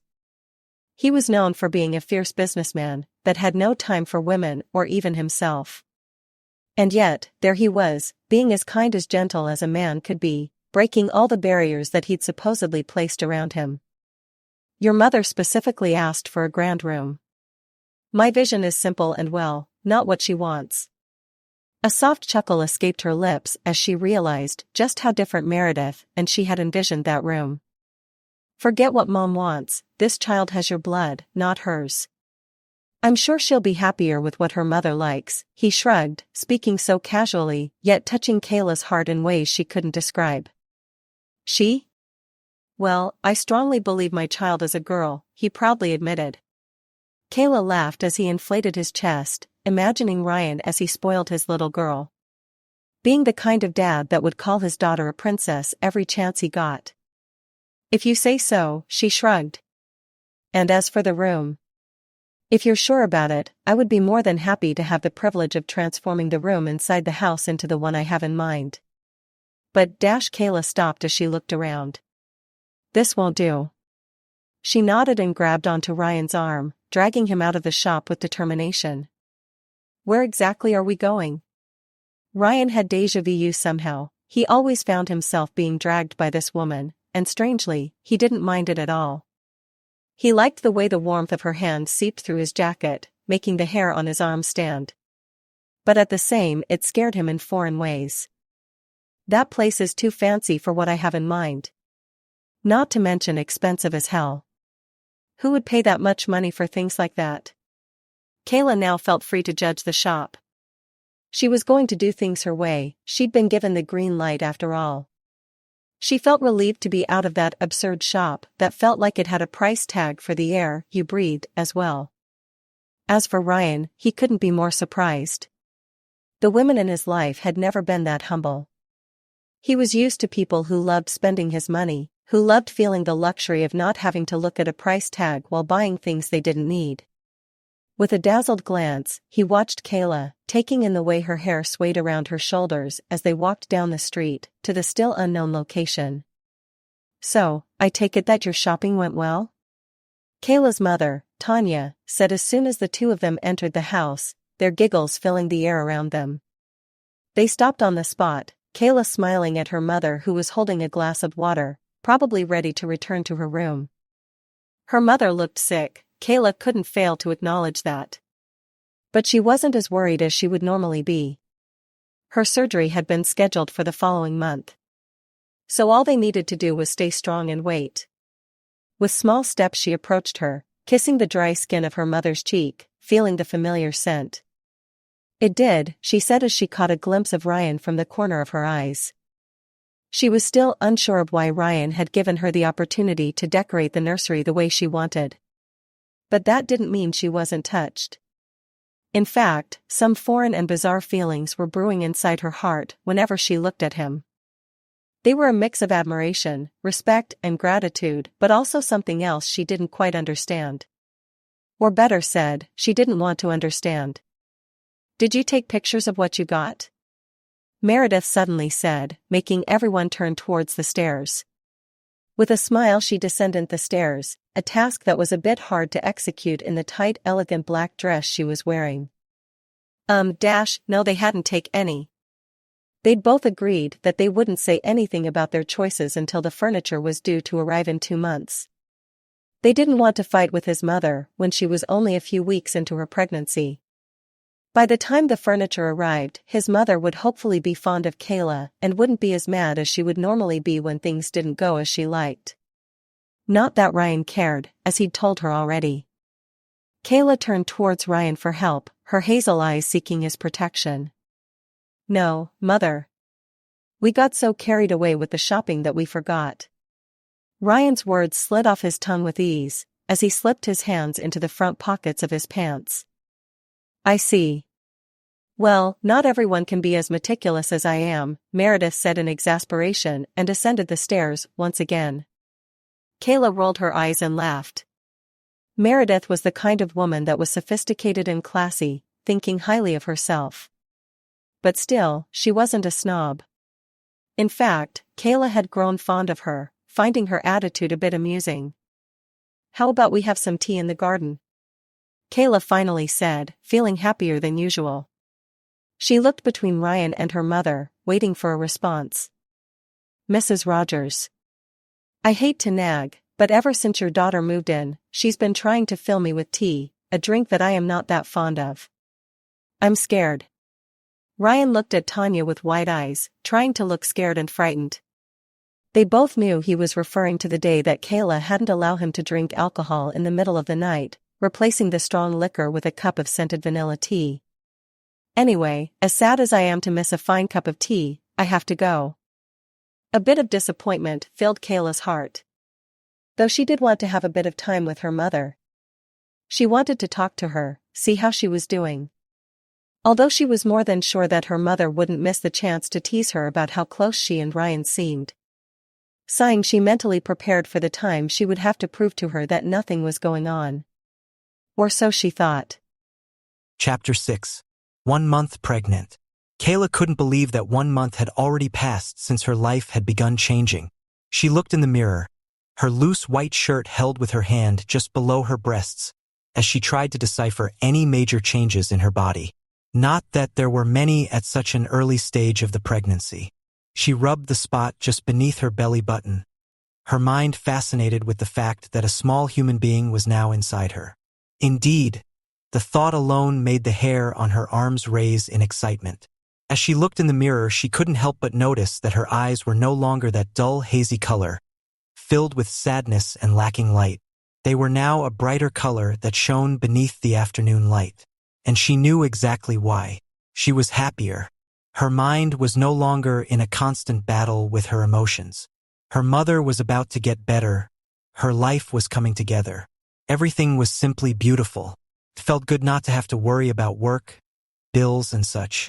She was happy that her mother's surgery was taking place the coming week, and that everything seemed to be working out just fine. And then there was Ryan and Meredith. They were like friends to her now. Meredith and she would frequently have coffee or tea together on the terrace, while Ryan would occasionally have late-night tea with her. Or used to. He hadn't showed up in days, buried in work, not even bothering to come home.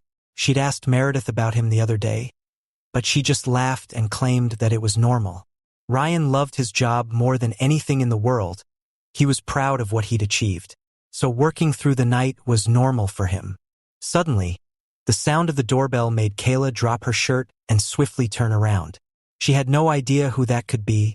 With Meredith out for the weekend and Ryan at work, no visitor should have come their way.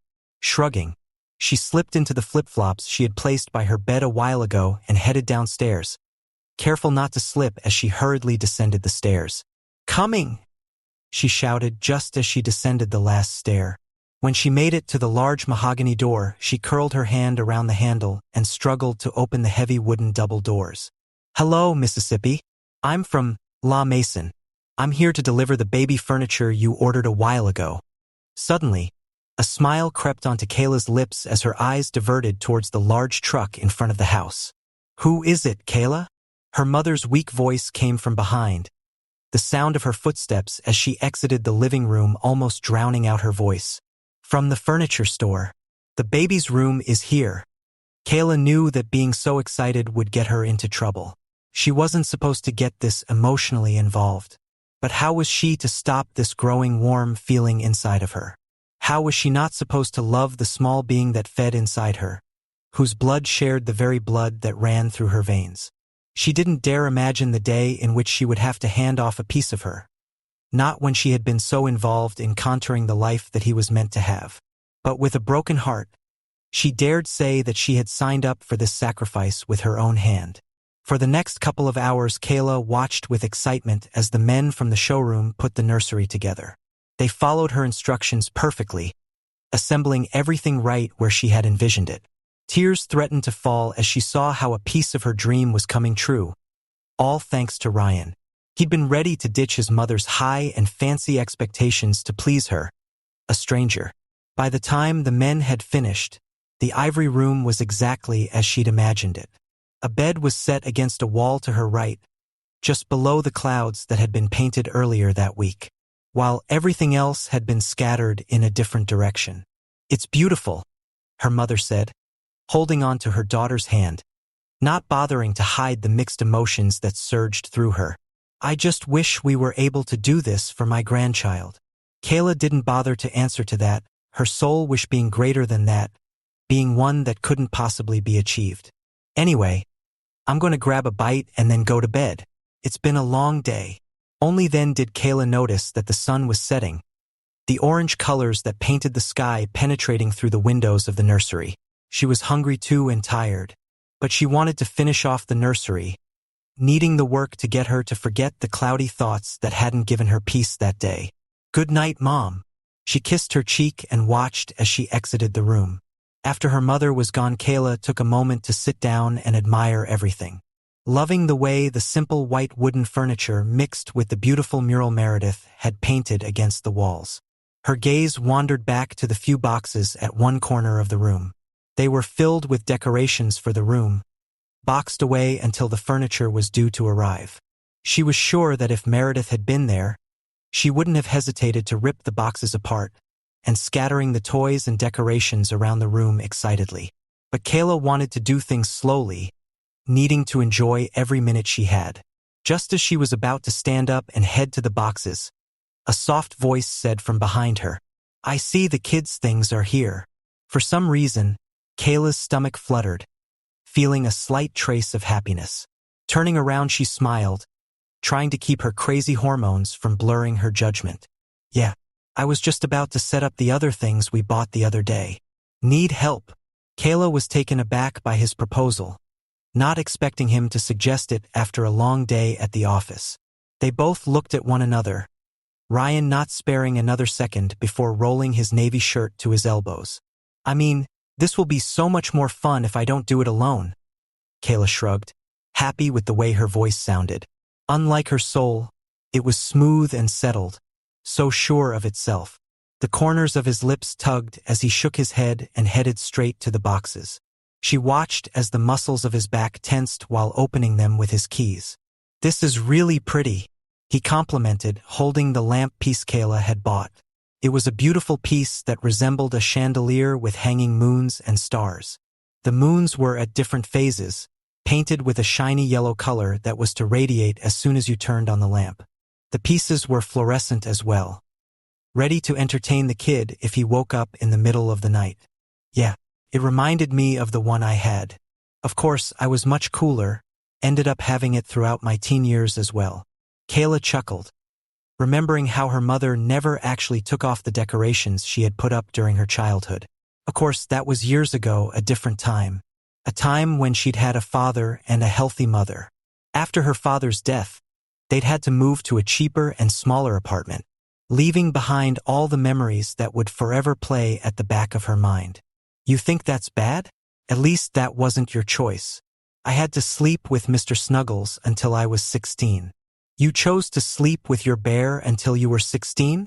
Nope. It was my Ninja Turtle figurine. That was it." She could no longer contain her laugh, thinking of Ryan holding onto a toy. "Why in the world would you name an action toy Mr. Snuggles?" she asked in exasperation, unable to find an answer to the ironic question. "You'll have to ask 5-year-old me," he said, pointing his finger towards her. For the next couple of minutes, they continued placing the toys they'd gotten, and the ivory veil that was meant to be attached to the bed. Everything was coming together beautifully. After a while, Kayla gave up and sat in the armchair by the window, munching on a bag of chips she'd found in one of the kitchen cupboards.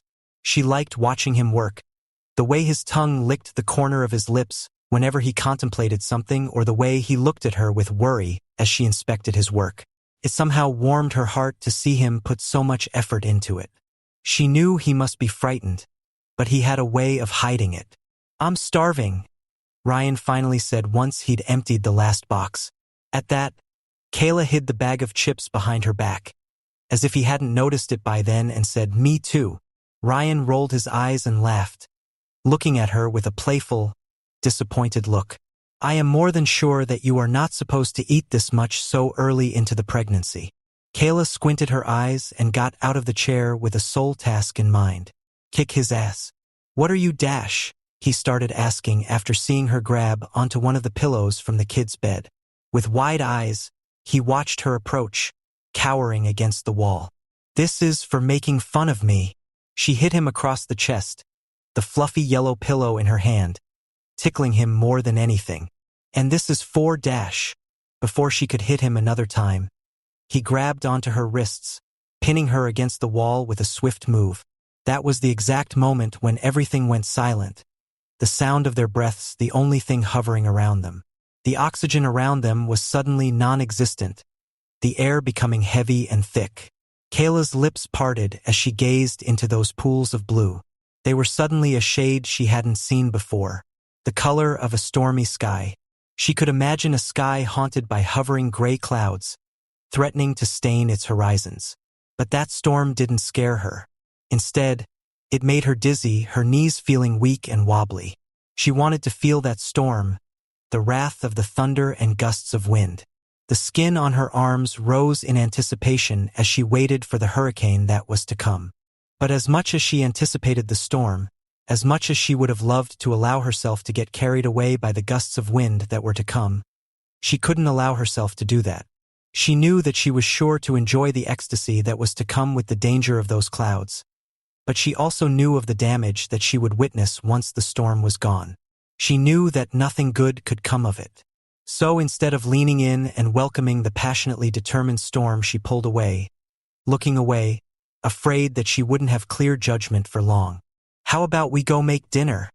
Her voice betrayed her, low and dripping with various emotions. She expected him to pull away. She expected his eyes to gain a spark once again. But his reaction was certainly not what she expected.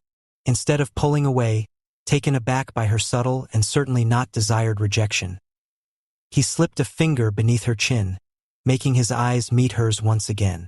And that was exactly what it took to make her lose her sanity. She wasn't one to easily get carried away, but the electric pull that was between their beating chests was too much. "God help me," she heard him huskily whisper beneath his breath. She was more than sure that she wasn't meant to hear it, before his lips came crashing down onto hers.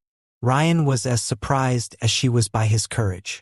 He didn't know what had him so captivated, but through some twisted life event, he felt more attracted to those hazel eyes than he had ever been to any bare body. He felt pulled, dragged into two pools of ultimate desire, and he didn't care about the payment of the sin he was about to commit. That didn't matter at the moment, because all he could think about was the way her petite yet still curvy body felt inside his arms, the way her chest moved up and down, teasing him, as the beating of her heart seeped through the thin material of their clothing. "What now?" Kayla found herself whispering after a few minutes as she adjusted her head onto his bare chest, her hand drawing random patterns onto his arm. She knew that he was as lost as she was. They were both so lost in the desire and ecstasy that had taken over their bodies that they hadn't spared the consequences another thought. "I don't know." His voice was low, hoarse, his thumb gently rubbing the curve of her waist. His answer surprised Kayla for a second. She knew he was as lost as she was, but somehow she'd hoped that he could shed some light onto the darkness that clouded her mind. "I don't know yet, but I'll figure it out, Kayla. I am lost. The child, my mother, you. It's all rushing through my head, making me dizzy. But know this dash," he started, turning on his side so he could look at her. "You make me crazy. The way you act, what you say, how you look, every bit of you makes me question everything I thought I knew." His words made her insides flutter to life. She understood him perfectly. The events that had turned their lives upside down had confused her as well. One thing was for sure, they didn't need to think about any of that then. Sunrise would come soon enough, and then they would have enough time to sink into reality. Until that time came, they deserved to feel happy and free. For just a moment. And they knew that that was exactly why Ryan's lips crashed into hers once again, his hand resting on her belly. He knew his child was inside. A part of him was inside the woman beneath him. The child was a combination of them both, that was for sure. Pulling back, he looked into her eyes and smiled before lowering and planting a kiss in the exact spot where his hand had been resting. Chapter 7. Kayla fluttered her eyes, her long lashes fanning her face in the process. Stretching her arm, she expected to feel the warmth of bare skin or the soft strands of hair that she'd somehow come to love. Still half asleep, she frowned, her eyes immediately opening, ready to welcome the bright light that snaked around her. At first, she simply noticed the empty space beside her, the sheet still warm after being recently abandoned.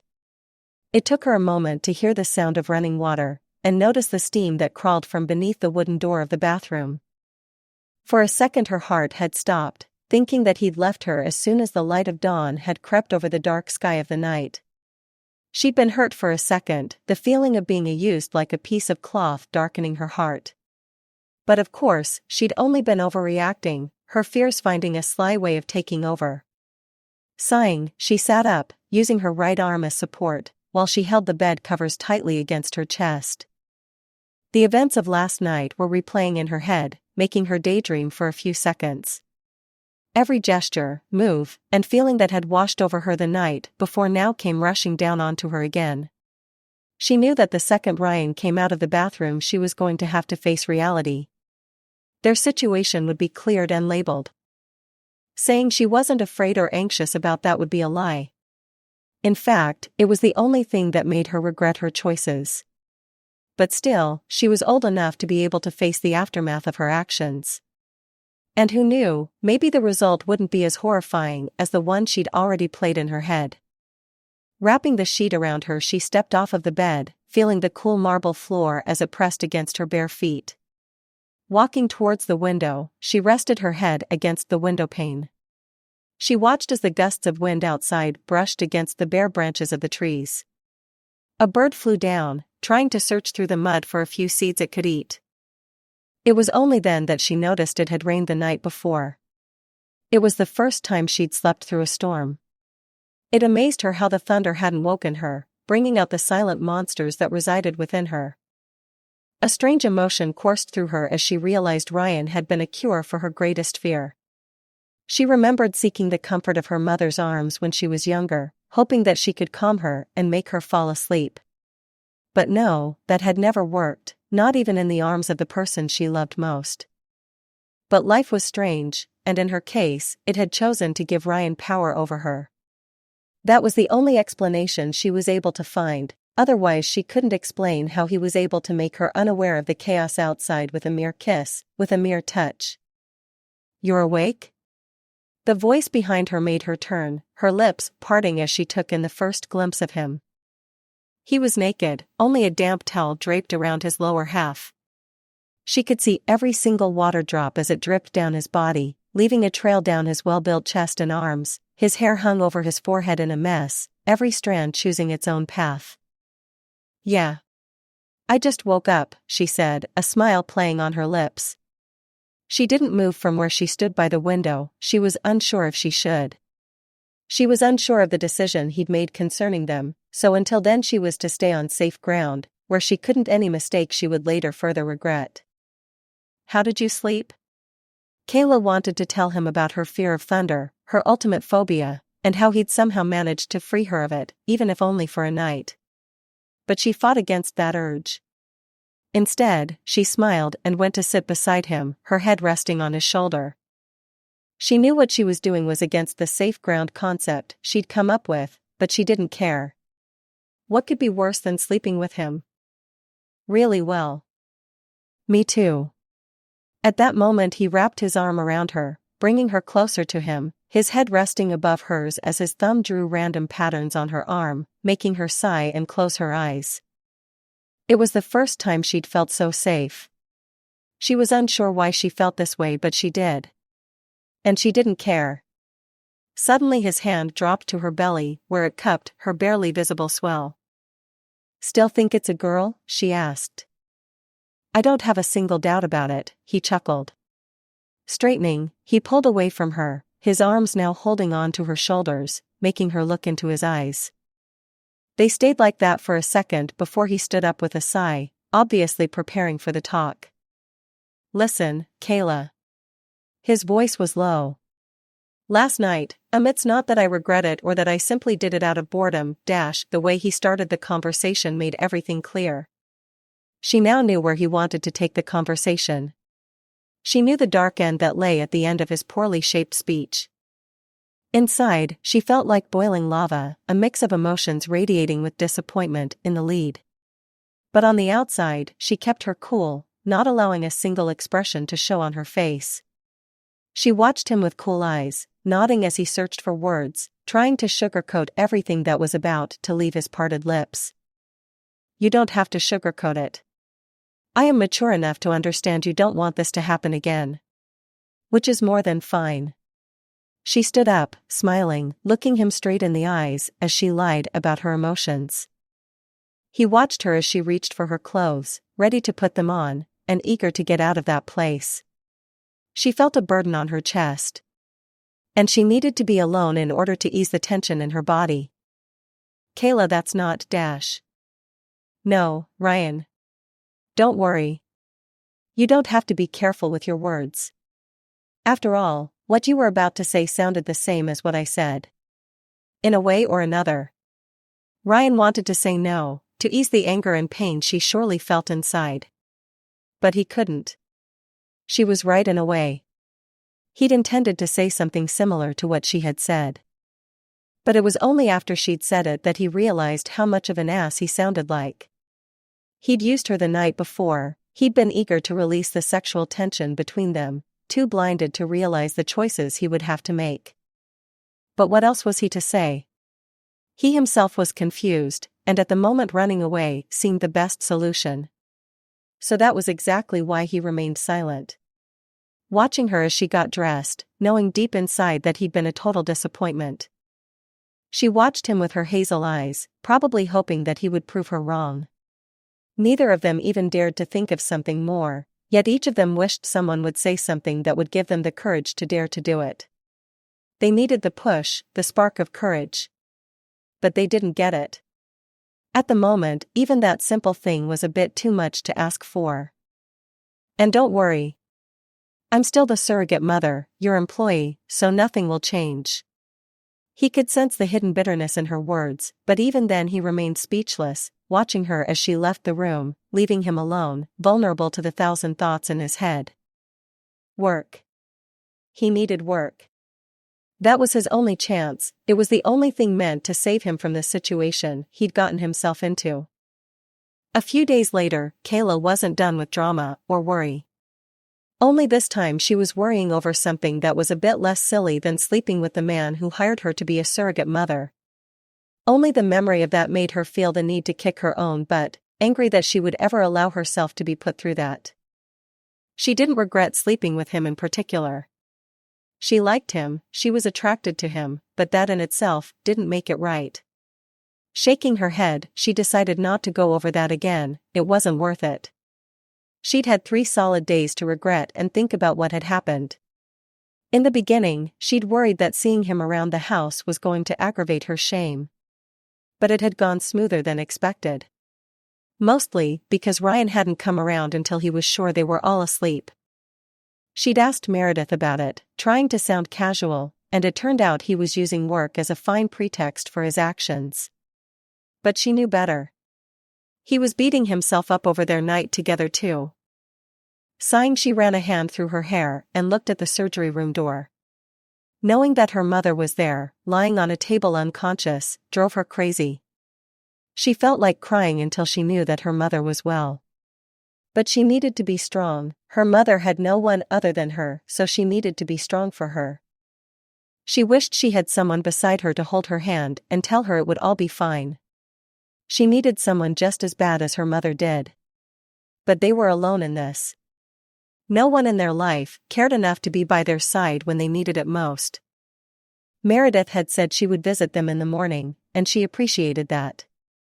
She knew that she owed them nothing, so a visit was more than enough from her side. Looking at her phone, she found a silent wish within her that cried for Ryan to text her. She felt like she needed him there, for some bizarre reason. There was nothing between them, they weren't even close, aside from having had sex once. But she found herself wishing for him to be there. Silly girl, she thought. He didn't think about her at all, he probably regretted ever kissing her, let alone sleep with her. He was a powerful CEO, running an empire, so she was more than sure he wanted nothing to do with her.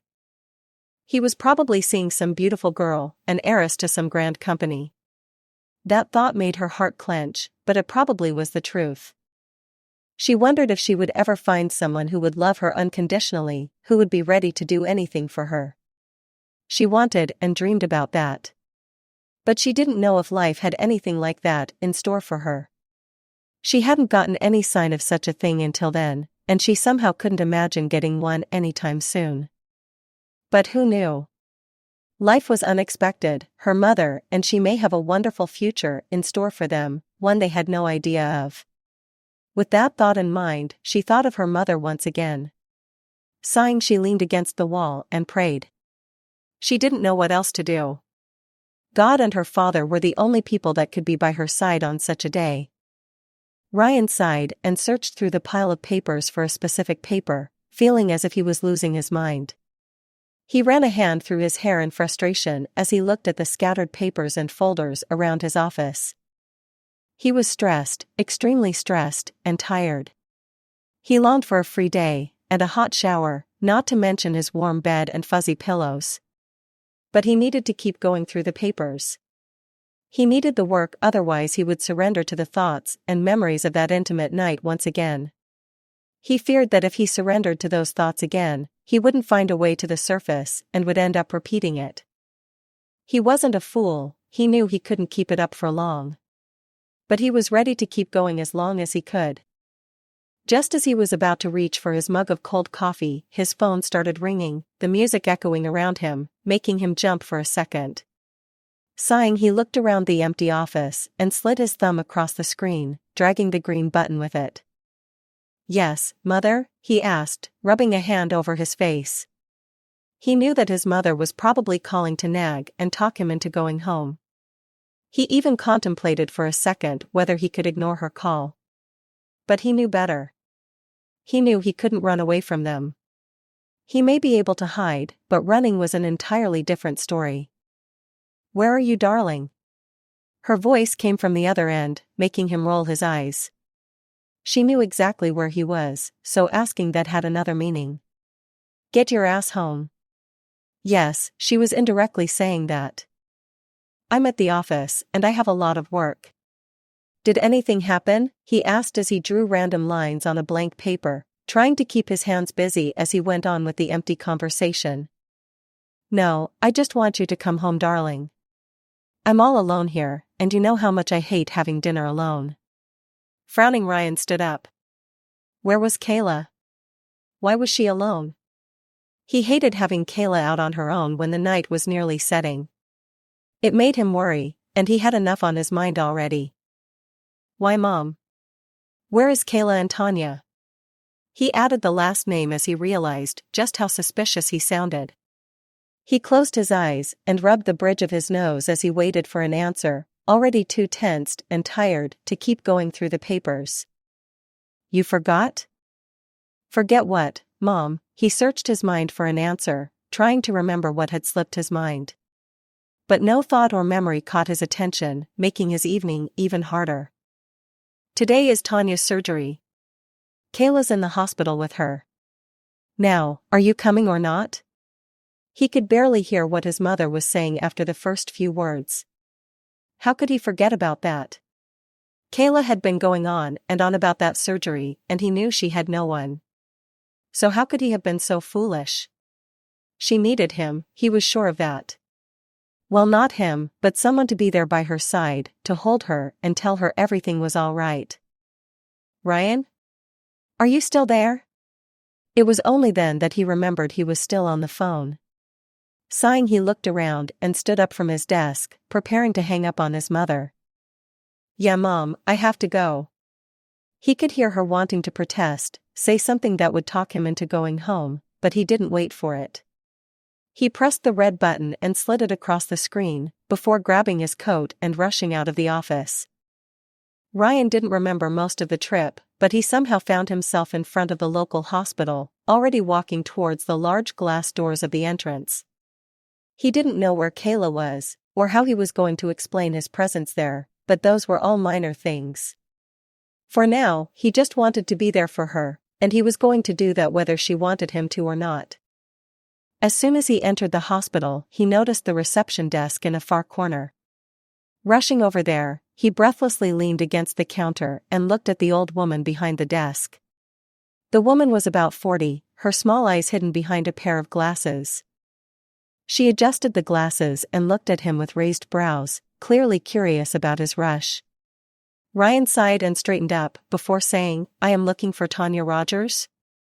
She was supposed to have a lung transplant today. I was wondering which floor she's on, Ryan asked breathlessly, looking around the lobby. Maybe, just maybe he would spot Kayla walking around. Yes. She is on the second floor. She's probably still in surgery, so check that wing first. The woman said before turning back to her computer. In a way Ryan was happy Tanya was still in surgery. That meant he could still be there for Kayla, that he still had time to support her through such a hard day.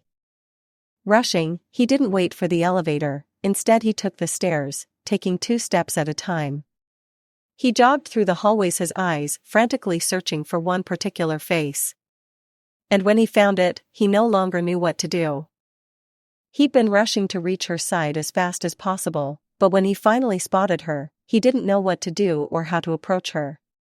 He stood in there a few feet away and watched her. Her head was resting against a wall, her eyes closed as her lips murmured something. She was probably praying. What else could she be doing in such a situation? Sighing, he walked towards her and soon came to stand in front of her, waiting for her to open her eyes.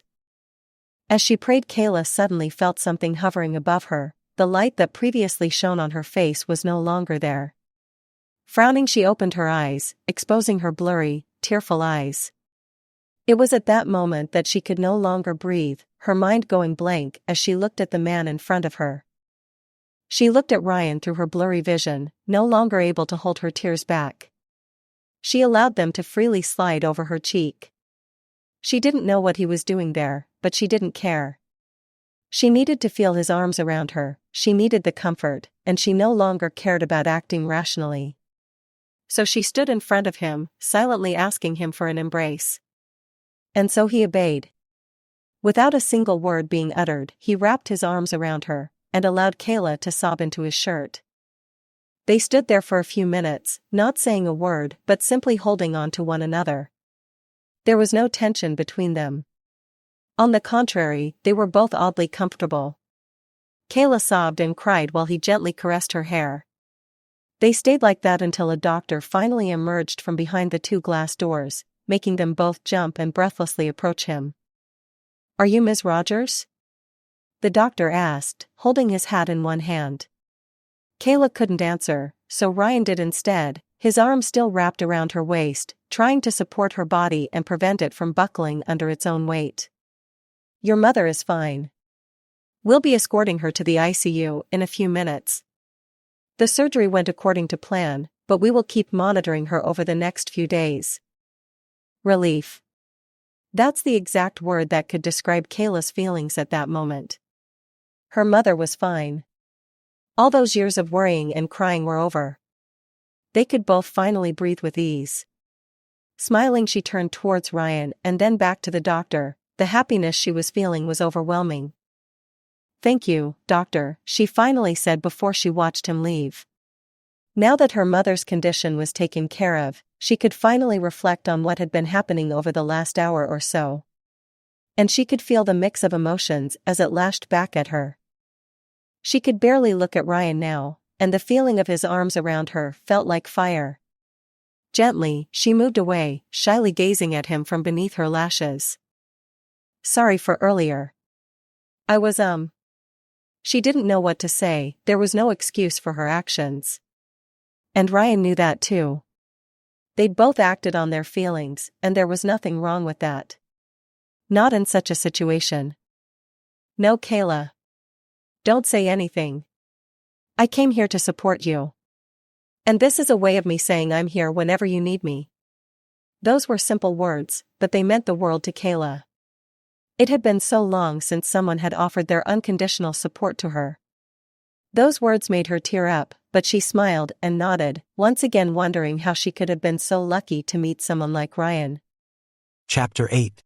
3 months. She was now 3 months pregnant. Time had passed in a blur, like a gust of wind none of them had ever felt. During those 3 months, not a lot had changed, except for her mother's condition. There was no doubt, she was getting better and better, and that alone gave Kayla hope.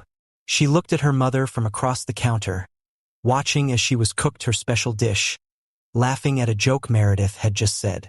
A smile played on her lips, She liked how things were looking.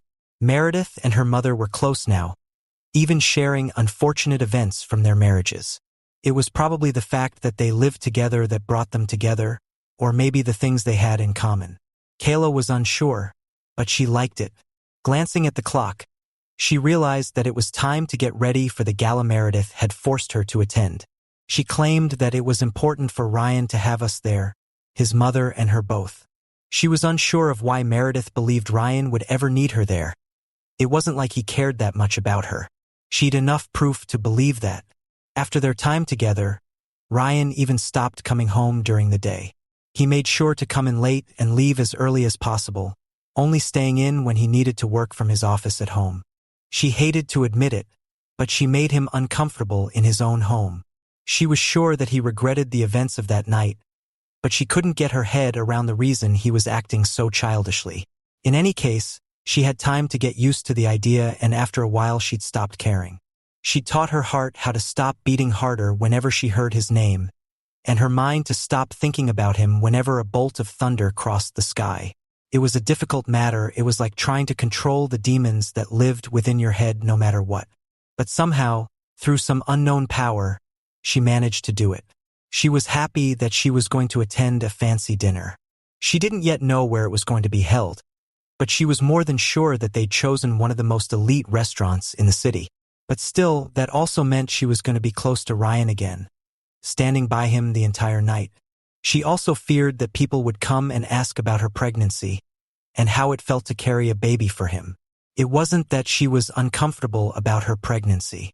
No, by God, she loved her unborn child, but that meant talking about Ryan and having to act normally while doing so.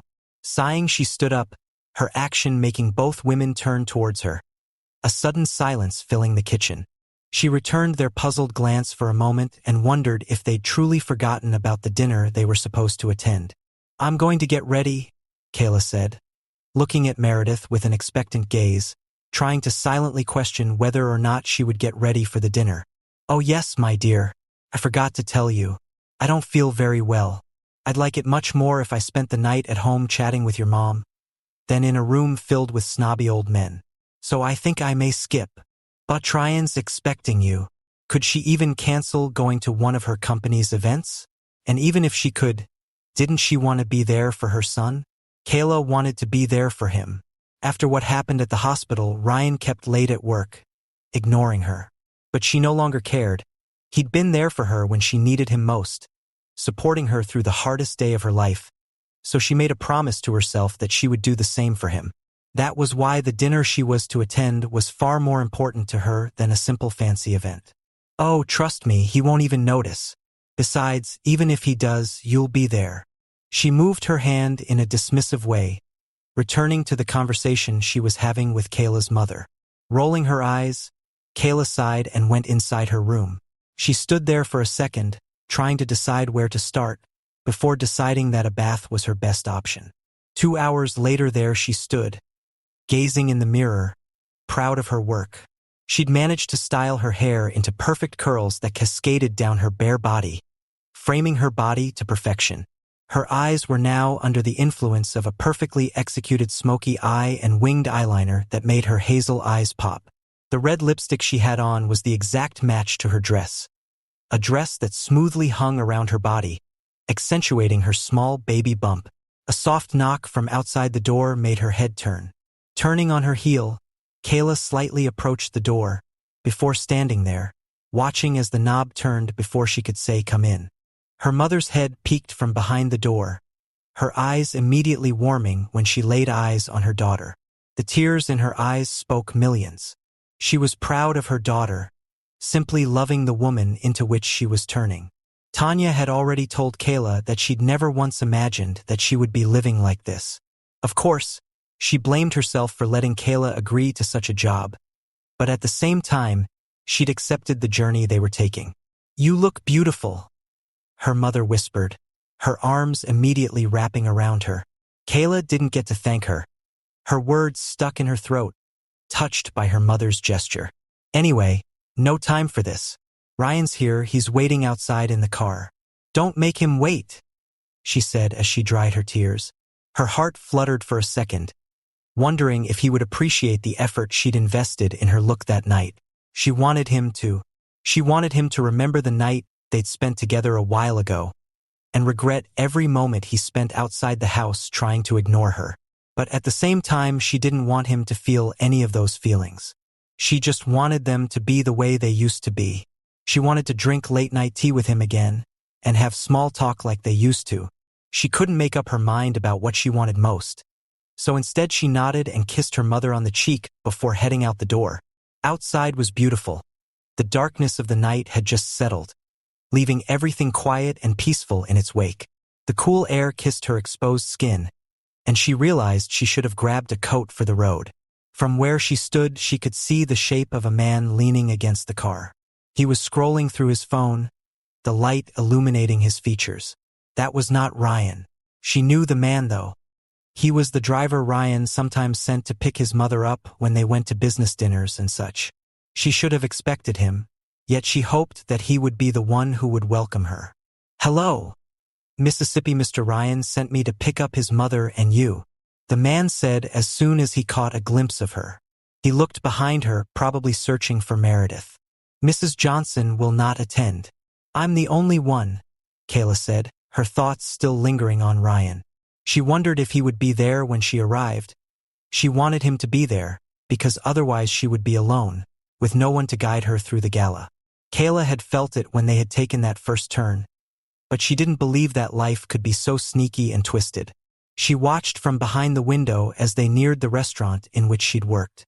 As they approached the place that had pushed her into doing what she had been doing these past months, the building seemed to be a part of an old memory, like it was a part of a life she'd never actually lived. She didn't know how she felt about being there. It brought her some pride in a way. She was there as a guest after all. She wondered if the manager would be there. And even more, she yearned to know what other twists the night had in store for her. As if in a daze, she noticed as the door beside her opened, leaving room for her to step down onto the green carpet that had been laid there for them. With parted lips, she looked at the building for a moment, trying to block the many comparisons that were happening at the back of her mind by then. "Are you okay, miss?" "Yes, thank you." With that, Kayla took in a deep breath, silently prayed, and then confidently walked inside the restaurant. The sound of violins and a harp were the first thing that welcomed Kayla as soon as she stepped inside. The sophisticated music snaked through the tables and chattering crowd, welcoming the newly arrived guests. The restaurant was different that night. The tables rearranged to leave space for the open buffet that was set between two pillars at a far end of the room. "What now?" Kayla asked herself. She was so nervous, standing there on the few steps that led to the dining area. Her heart was beating so fast, as if she was suddenly standing in a room full of hungry wolves. No, where she was standing was far more dangerous. She was in a room full of snobby rich people who couldn't wait for a new hot gossip topic. That in itself was scarier. It was like silently walking to your death. If it had been any other day, she would have left. But she was there for Ryan. She didn't owe it to him. No, her job description never mentioned that. But what she'd had developed with the Johnsons was more than her job description. Something she didn't know if she loved that much. As she stood there on the stairs, thinking deeply about something, Ryan stood and watched her. He'd shut out the people he'd been talking to and was now approaching her slowly. She looked magnificent. His throat was dry and becoming even drier as he looked at her. The way that dress clung to her body, showing the baby bump it hid beneath. She looked lost. She looked around, as if trying to figure out her next move. And she had all the right to be this lost. She was in a room full of people that waited and craved for a single mistake that would stash their gossip drawer for months. He was now at the bottom of the stairs, his eyes boring into hers. And in that second, Kayla's former wish became true. He regretted every single minute he'd spent away from her. He regretted that morning when he'd allowed confusion to cloud his judgment. Oh, the many ways that day could have gone differently. They could have spent the morning cuddled in bed, maybe watching a movie or having breakfast at some place in town. But no, he'd been too afraid, a coward. He'd been scared of how he would explain to his mother what was going on. He'd been afraid of his vulnerability. He'd been afraid of a lot of stuff, but none of them mattered anymore. Gracefully, She descended the stairs, the corners of her red lips curling in a smile. "Hey!" Her voice was low, resembling that of an angel at the moment. He was more than sure that those sweet thoughts were coming from the many drinks he'd had that night, in an attempt to keep going through the boring conversation he'd been having.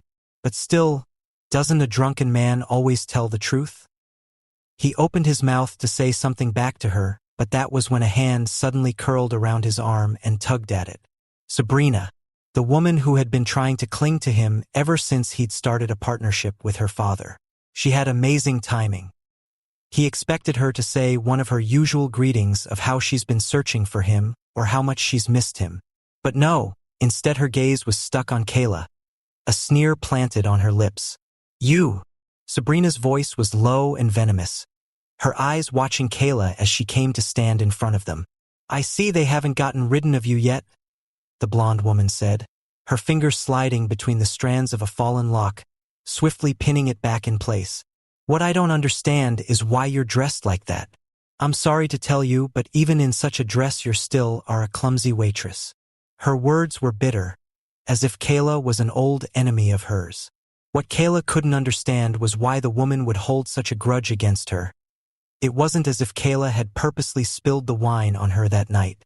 No, Kayla didn't understand the woman's rage, but that didn't mean she didn't reciprocate the utter hate both women had for each other. Kayla wanted to answer, to make the snobby woman in front of her shut up, and maybe pay for the trouble she'd caused her. But before she could, Ryan spoke from beside her, reminding them both of his presence. "Am I missing something?" He looked between them with a raised brow, searching for some kind of explanation. "This woman right here ruined one of my designer dresses. One that was specially made for me. I thought they got rid of her, but here she is, trying to look like one of us." Her words dripped with disgust, as if the events had only happened yesterday. Kayla didn't know how to answer. She was speechless. Never in her life had she believed that someone could be so shallow. She searched for a response, one that would burn the woman's pride the way she'd intended to burn Kayla's. But instead, before she could find one, she felt a hand grab onto her arm, pulling her to Ryan's side. "Be careful how you talk to the mother of my child, Sabrina, or by God, I will make you pay for it." Kayla looked at Ryan, her entire body numbed by his words. He'd made it sound as if they were something more. She wasn't sure if he'd intended it to sound that way, but she didn't care. He'd stood up for her, and that was more than enough. Turning back to Sabrina, she could see the astonishment on her face, her mouth opening and closing like a fish on dry land. "Child? You never mentioned anything about a child all the times we were together." The entire situation was as confusing as it could get. Together? Was he in some kind of relationship with this woman? Had he been dating her that time when they'd been together? Not that it mattered, it wasn't like he was her boyfriend or anything. But still, hearing Sabrina say it made her heart burn. Because that wouldn't be such a wise topic to open when you're in a business meeting, right? She expected the blonde woman to defend herself, but instead she walked away, fury written all over her body. "I'm sorry for what happened." "No, don't be. You defended me. Thank you." Kayla didn't look him in the eye. She knew that if she dared look into those pools of pure blue, that she would be lost at sea again, unable to find her way back to shore. "I still don't understand what happened, though. Why is she so mad at you?" Kayla didn't answer right on the spot. Instead, she looked around, spotting the place where Sabrina's table had been, that night playing in the back of her mind vividly, reminding her of every single detail. "Before I met you, I worked here. I worked here for years, dedicating my entire time to this restaurant. Night after night, I served people like you, Ryan. People with money and power. One night, a few days before we met, I was on my night shift and I served Sabrina. I was so exhausted, and my hands somehow I lost control of them, and I spilled the wine I was pouring on her dress. She was mad. She started yelling and screaming, threatening me. The manager wasn't pleased either, and so I was fired. Yes, a simple mistake such as this made me lose my job. That is how I know her. I don't understand her anger, but I understand mine. It's people like her that make us feel like crap. I will never forgive her for the worry she made me go through. Kayla was looking at Sabrina from across the room, as was Sabrina returning the stare. Hey, don't be sad. I know how spoiled she can be at times. The important thing is that everything worked out. Look, you're here living the life. That's the best revenge you could get on her and everyone else. Ryan's thumb was resting beneath her chin now, making her look him in the eye. Involuntarily she smiled, feeling much better already. It was the power he had over her that made her see the world brighter. It was that very power that made her feel whatever he needed her to feel. And somehow she didn't mind that at all. On the contrary, she felt safe and happy. Listen, how about you go get a drink while I go talk to some people? I'm sorry for leaving you alone, but it's a business gala after all. But I promise I will be back before you finish your drink. To her surprise, he kissed her on the cheek, leaving an intense feeling lingering above that very spot. She felt that patch of bare skin burn with heat, making her insides boil in a way only he could accomplish. Okay. Her voice was breathless, low, barely audible, making him chuckle. Thankfully, her legs were able to take her to the table where the drinks and food were. Of course, being the pregnant woman she was, she couldn't wait to get there and have a taste of the various delicacies that had been prepared for the night. From the corner of her eye, she studied the different faces of the waiters out there. They all knew her and she knew them all. But no, she didn't bother to say hello. Instead, she welcomed their confused faces with a sweet smile. They'd never been nice to her, had given her the cold shoulder while she worked there. She'd been weird according to them, a show-off for always declining their outing offers and gatherings. She never explained to them why she couldn't make it. She knew that a true friend would understand, or so she thought. But none of that mattered now. She knew that most of them would have noticed her belly too, probably thinking that she'd gotten knocked up by a rich man only so she could have a few extra bucks in her purse.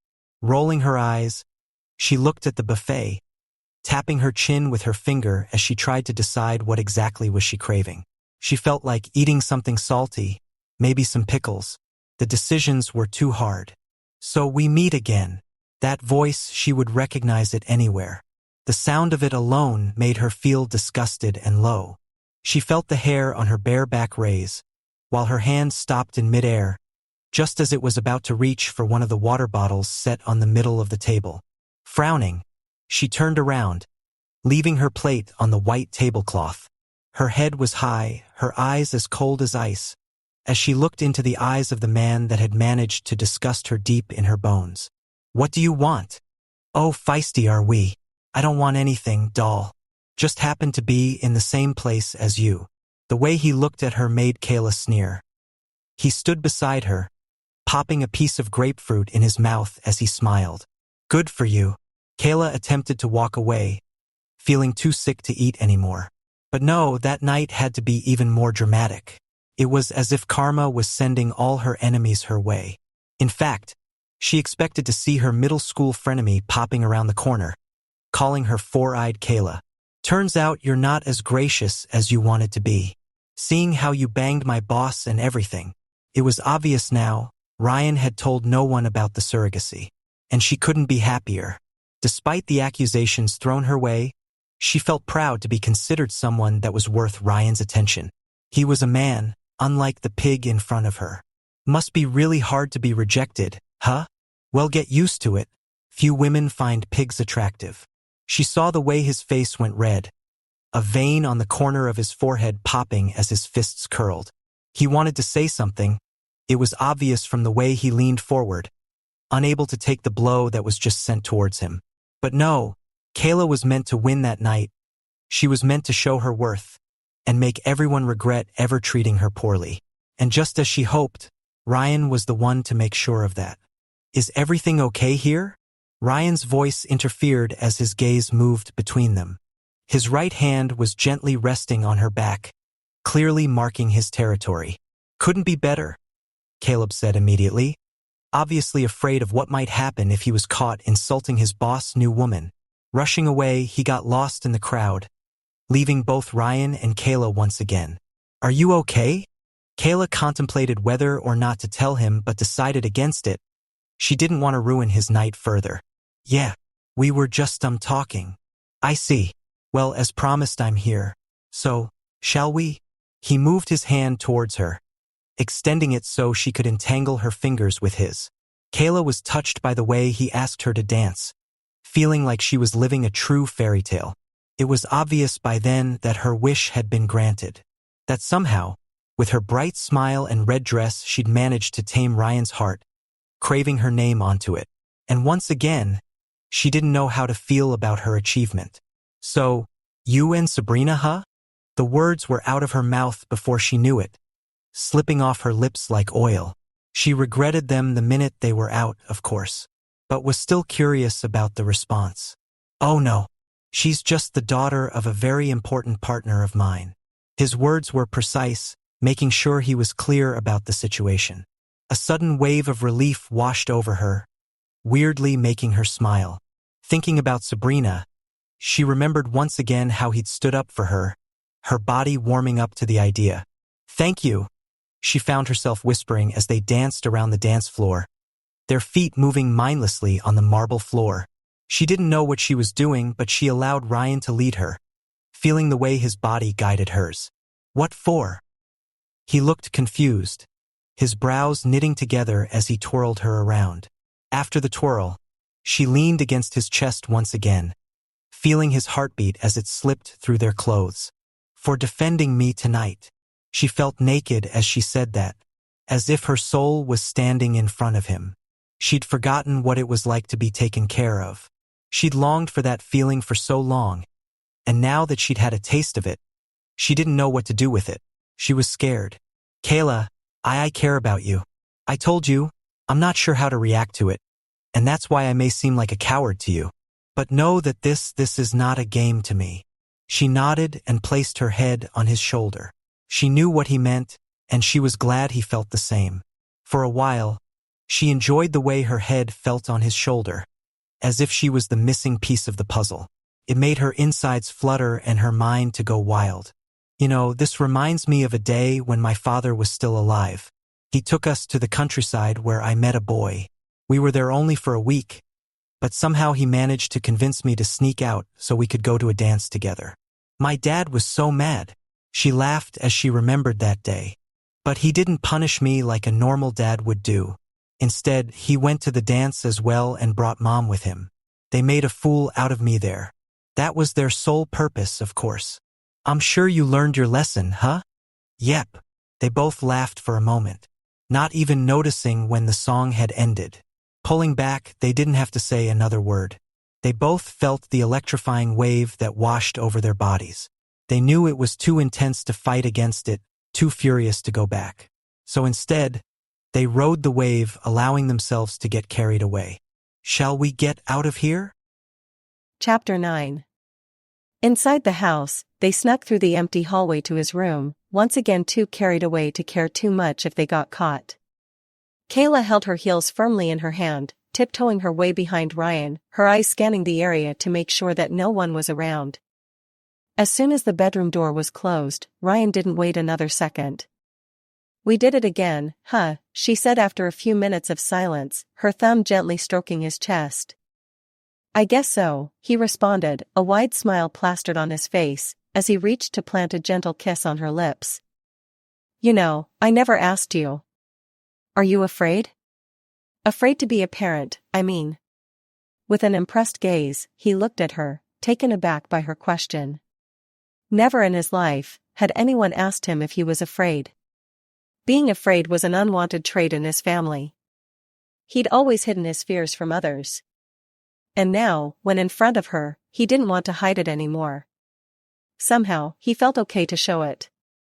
To show his ultimate fear of failure, of becoming his father. Yes. It was the only thing he could say at the moment. And it was enough for her. She did not need to know more. She knew how hard it was to reveal yourself in front of others, so she convinced herself that for the moment, that answer alone should be enough. Once again, Kayla woke up to an empty bed. Her limbs tangled with the gray bed sheets that still heavily smelled of Ryan's cologne. If she said she didn't feel anxious, she would be lying. She wasn't sure if she could handle yet another indirect rejection. Just like the other day, her eyes glanced towards the bathroom door, the steam coming from the crack of the partially open door giving her a weird feeling of déjà vu. Moving to lay on her back, she placed a hand over her heart, feeling it as it was beating against her ribcage, mimicking the rhythm of her breathing. She was unsure of how a man could make her feel that way, of how he could invade her thoughts as soon as she opened her eyes. But she didn't mind. The memories of the night before were a nice distraction from the matter at hand. Yes, another talk was to come. And once again, she had to wait and pray that the conversation wouldn't be as humiliating as the last one. Suddenly she could hear voices on the hallway outside Ryan's door, making her immediately rise into a sitting position, her hand firmly holding the sheet against her naked chest. She ran a hair through her disheveled hair and tried to listen to the conversation, praying that neither of the women would bother to knock on the door. "Meredith, have you seen Kayla?" Her mom's voice made her heart skip a beat, suddenly anxious.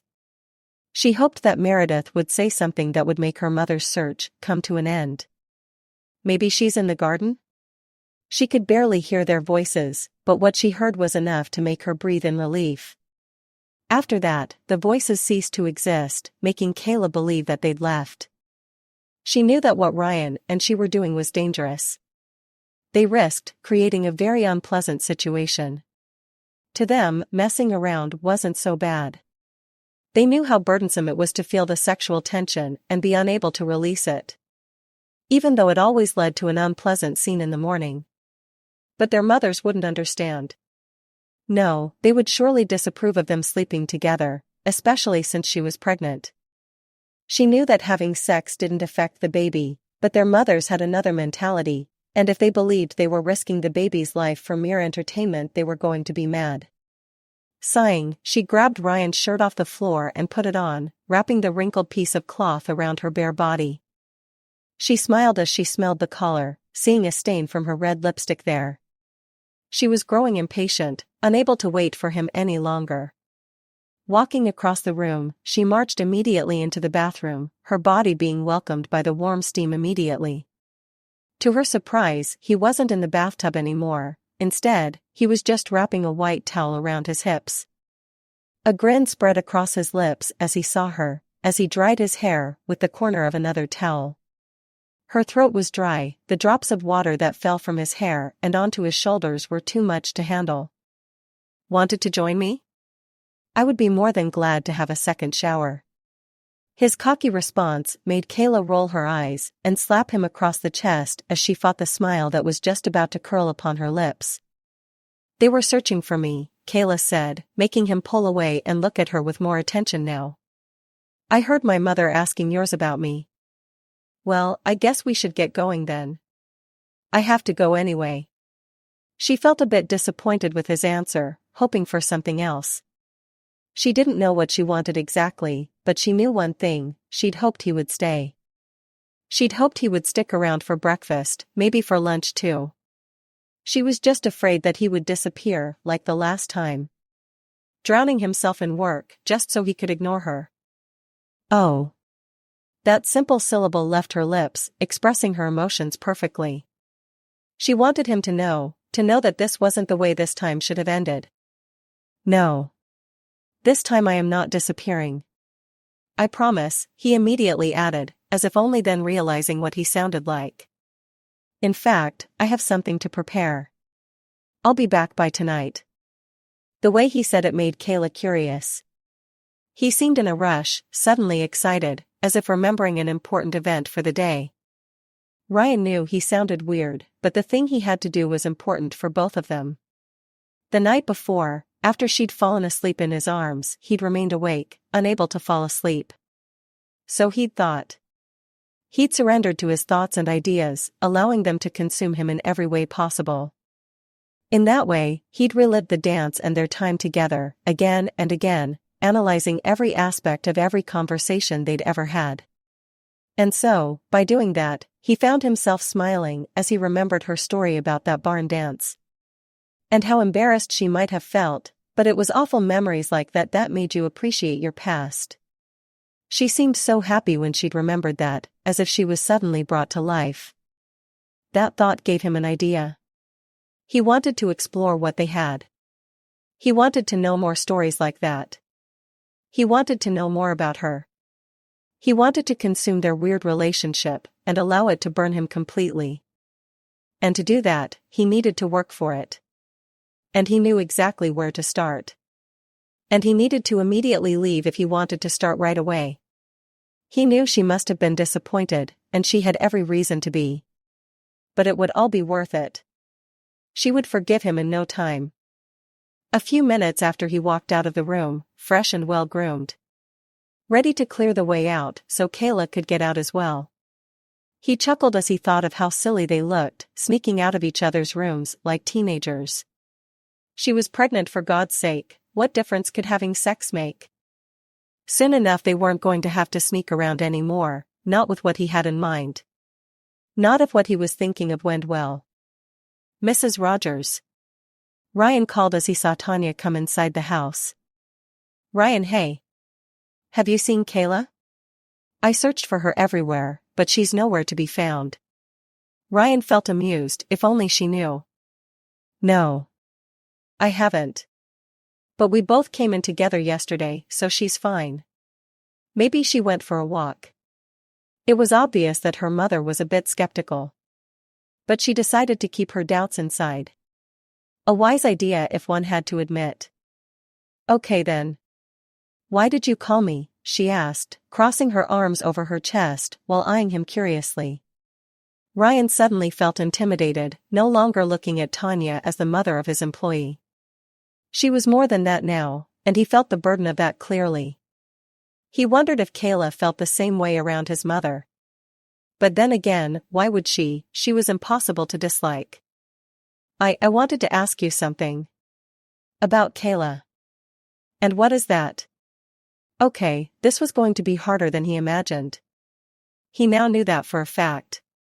How was he going to ask about their family trip without sounding suspicious? He didn't want them to know anything about their relationship until he cleared it with her first. Sighing, he ran a hand through his hair and pursed his lips for a second before an idea popped into his mind. You know how we were supposed to go to find out the kid's gender in a week? I'm sure that's making her anxious and excited. So I thought maybe I could do something nice for her. Yep, he made out an awful excuse. Now he was more than sure that she questioned their relationship. Stupid him, he should have just asked her. But no, he had to act all smart and boyish and go for her mother. And? Well, she told me about a countryside vacation. I thought you could tell me where you went back then. I think she would like to revisit that place. Inwardly he sighed in relief, that conversation turning out to be harder than expected. He was unsure how to describe it, but at that moment, her mother's eyes softened, a spark entering her eyes as she looked at him. She smiled and nodded, probably reading through his gesture perfectly. And if she did, she decided once again to remain silent, and simply enjoy the fact that her daughter was getting the attention and love she deserved. By the end of the day, Kayla was more than sure her mother and Meredith were doubting last night. It was obvious from the way they looked and whispered whenever they thought she wasn't looking. But why would they question her relationship with Ryan? It wasn't like they'd seen or heard anything from either her or Ryan's side that would give them the merest clue about what was going on. It was confusing indeed and pissing her off more by the minute. Okay guys, knock it off. Is there something you'd like to tell me? She finally said, getting off the white couch and dropping the pillow she'd placed between her legs. She looked at both women with a raised brow, amazed by how silent they became once she'd faced them. She inwardly rolled her eyes and waited for a response. Nope. We were just talking about going to sleep. It's getting awfully late. Right, Tanya? Yes, dear. Come on, Meredith. It was incredible. Both their mothers were acting awfully strange. As if they had suddenly become teenage best friends who had found yet another boy band to crush over. Sighing, she watched them ascend the stairs, still whispering as they walked to their rooms. But Kayla did not care anymore, she was in the mood for some ice cream. Yes, that would do her well. Just as she was about to exit the living room and walk to the kitchen, her phone beeped from inside her front hoodie pocket. It was rare for anyone to text her. It wasn't like she had friends waiting on every corner to greet her, so she was pretty surprised when she heard it. Sliding her finger across the screen, her brows furrowed as she saw Ryan's name flashing in front of her. Get dressed. Meet you in front of the house in 20 minutes. P.S. Wear something comfortable at XO Ryan. That day was getting stranger and stranger by the moment. But it wasn't anything that she disliked. No, in fact, she was rather excited for Ryan's arrival, eager to know what he had in mind. It had been a long time since a guy had last organized anything for her, and she kind of missed it. She was unsure of what to wear, however. She knew she had to be comfortable, as per his text, but she also wanted to look good. Maybe shine and radiate as pregnant women were supposed to. The night wasn't as clear as either of them would have wanted it to be, the sky starless and full of clouds. From the front of the house, they could see the outline of the grayish bodies that roamed the sky, slightly illuminated by the light they hid beneath. A storm was brewing, and there was no way to deny it. As Ryan waited for Kayla in front of the house, he wrapped his arms around himself, holding his jacket closer to his body to prevent the wind from penetrating through his navy collar shirt. He took a deep breath as he thought about the arrangements he'd made for the weekend, feeling proud of himself. As he sat there, leaning against his car, he couldn't help but overthink how he'd gotten there. Never in his life had he put so much heart into any kind of relationship, let alone an unofficial one. If anyone would have told him years ago that he would be there in that exact spot, he would have laughed and shrugged them off. Because frankly, he never gave a fuck about anyone. No one had ever managed to mark themselves in his life, let alone make him even think about them twice. Although many had tried. But their shallowness had been more than enough to push him away. But what was astonishing was that Kayla had never even tried to get his attention. In fact, her sole purpose had been to cure her mother and make sure that she had many more years to live. In fact, Ryan came to the conclusion that her purity and determination were the traits that had made him fall so hard. Just as he was done thinking about the matter at hand, he saw the front door open, the light from inside the house contouring the fine lines of her body, hidden beneath the large oversized jacket she was wearing. With a grin on her face, she approached him at a sprint. She was obviously happy, radiating as she planted a kiss on his cheek, happy to see him. "So, what's this all about?" she asked, looking at him like a kid ready for her treat. He shook his head and smiled, raising a brow as he did so. "It's a surprise." He planted his hands in his front pockets, feeling proud as he saw her smile disappear. She was playing at being annoyed, although her excitement still shone in her eyes. "Come on now. You know I'm curious," she tried to argue, looking at him dead in the eyes. "Yes, I know. I also know that curiosity killed the cat, so you better hop inside the car before that rule applies to you too." Kayla rolled her eyes and puffed. "I hate you," she said between partially parted lips as she entered the car. "There's a very thin line between love and hate, love," he said with a chuckle, closing the door behind her before entering the car as well, his body welcoming the warmth inside. Chapter 10. 2 hours had passed since they left the house, and they were still driving through the night, listening to the music that blasted through the radio. They laughed as Ryan said something, adding yet another funny comment to the story that Kayla was vividly narrating. He threw back his head as laughter rolled off his lips and into the air around them, vibrating through the car. Kayla rolled her eyes and smiled, continuing with her story as she watched him look at her every once in a while, whenever he could divert his eyes from the road ahead. By now Kayla had forgotten she even had something to discover, that the location to which they were heading was supposed to be a surprise. Why? Because she somehow no longer cared where they were going. She simply enjoyed the company. Ryan was the only guy she'd ever known who could make her forget her worries, even for a second.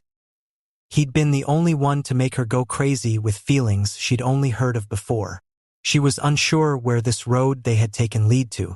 She knew it could end badly, but she also knew it could end somewhere beautiful and magical. So she had to wait and see, ready to take such a risk if it meant tasting the happiness Ryan was bringing into her life. "You know, that was a pretty bad prank. I wouldn't have guessed you would think of such a thing," he exclaimed after she was done with her story. Kayla knew she looked innocent. Many have told her that before, and she was. But she also knew how to mix that with a bit of wit and danger. And besides, it wasn't like she'd always been a working woman trying to keep her mother alive. There had been some really beautiful moments in her life, even after her father's death. Her mother and she knew how to survive on their own, and how to see the light at the end of the tunnel. Her life had only gotten worse when her mother had fallen ill, slowly walking her way into the grave. There had been a time when Kayla could almost taste the misery of losing her mother, already portraying the image of the dark world into which she would fall. But God had been good. He had shown her a way, a path in which her mother was better. Well, it's the silent ones you should be afraid of, Kayla shrugged, raising a brow as she tried to make her point. Ryan shook his head in astonishment and agreed. But he didn't bother to answer because just a few feet away from them, he saw the name of the place she'd visited with her family. The one she had told Ryan about. The white capital letters forming the word shone as the car light reflected on them. Smiling, he turned towards her for a brief second, wanting to witness the expression on her face once she realized where they were heading. On the other side, Kayla looked out the window, once again ready to silently watch the night as it unfolded the rain just outside her window. She liked how peaceful the rain was, somehow managing not to turn into a frightful storm. As she did so, she immediately paused, her eyes grazing over the surface of the sign. The name was familiar to her, in fact, she knew it well. It was only then that her head turned back towards Ryan, speechless as she slowly realized where they were going. She wanted to say something, but she couldn't find the right words. Ryan had exceeded her expectations. She'd never realized just how much he was listening to her stories, taking in every detail of them, and how much they meant to her. As if in a dream, the rain stopped, leaving them in complete and utter silence. Kayla opened and closed her mouth as she stared at him, while Ryan continued driving down the empty highway, smiling from ear to ear. Pull over. Yep, this was not what Ryan expected to hear. But he pulled over nonetheless, eager to know what she had in mind. As soon as the car came to a stop, just a few meters away from the sign, he turned towards her and raised a brow, happily studying her bewitched expression. So, that simple word was the only one that he managed to utter, because a second later, Kayla jumped onto him, her lips crashing down onto his. Yes, she had failed to find the right words to say, but she always believed actions were better than words. Ryan was surprised at first, but he immediately loosened up, mimicking the action of her lips as they slid over his. His arms went to grab her waist, sliding her from her chair and onto his lap. Miraculously, they managed to do that without interrupting the kiss that was growing deeper by the second. Kayla bit his lip as she asked for entrance, her chest pressing into his tightly as she ran a hand through his hair. The kiss didn't last long, just a minute or two, but it was passionate enough to drive them both crazy and leave them craving more. Thank you, she breathlessly said as she rested her forehead against his, allowing herself to get lost in those two pools of ocean blue. Ryan smiled and brushed his thumb against her cheek. He pulled back and kissed her forehead. Come on. Now that the rain stopped, we can actually carry on with the plans I had for us. Sliding back into her seat, she looked at him with a raised brow, now more eager than ever to know what he had in mind. But before she asked anything about that, she realized one thing. She'd never actually told him the name of the place her family had visited. So how did he know? Ryan, how did you find out the name of the place? Your mother. Kayla's eyes widened at that, looking at him with a shocked expression. No wonder they acted so weird all day, she exclaimed in exasperation, throwing her arms in the air. Obviously, Ryan did not know what she meant, so instead, he sent her a puzzled look, silently asking for a bit of explanation. All day our mothers looked at me weirdly, giggling and whispering whenever they got the chance. It was weird, Ryan, trust me. She ran a hand through her hair and pointed at him with her index finger, showing just how serious she was about it. Ryan laughed, already imagining the two women as they gossiped around the house, making Kayla go crazy. It definitely sounded like something his mother would do, and he was more than sure that Tanya was just as crazy as his mother was. Anyway, where are we going? We're actually here. Kayla looked outside the window in confusion. The place where he'd parked was empty. A valley with a simple lake that glistened beneath the moon that was slowly coming out from beneath the clouds. Ryan didn't say another word. Instead, he got out of the car and went to retrieve something that Kayla had failed to notice in the backseat of the car. "So, what's the plan?" she asked as she got out of the car as well. "Midnight picnic!" he exclaimed as he raised the blanket and basket he was holding. Outside was truly beautiful.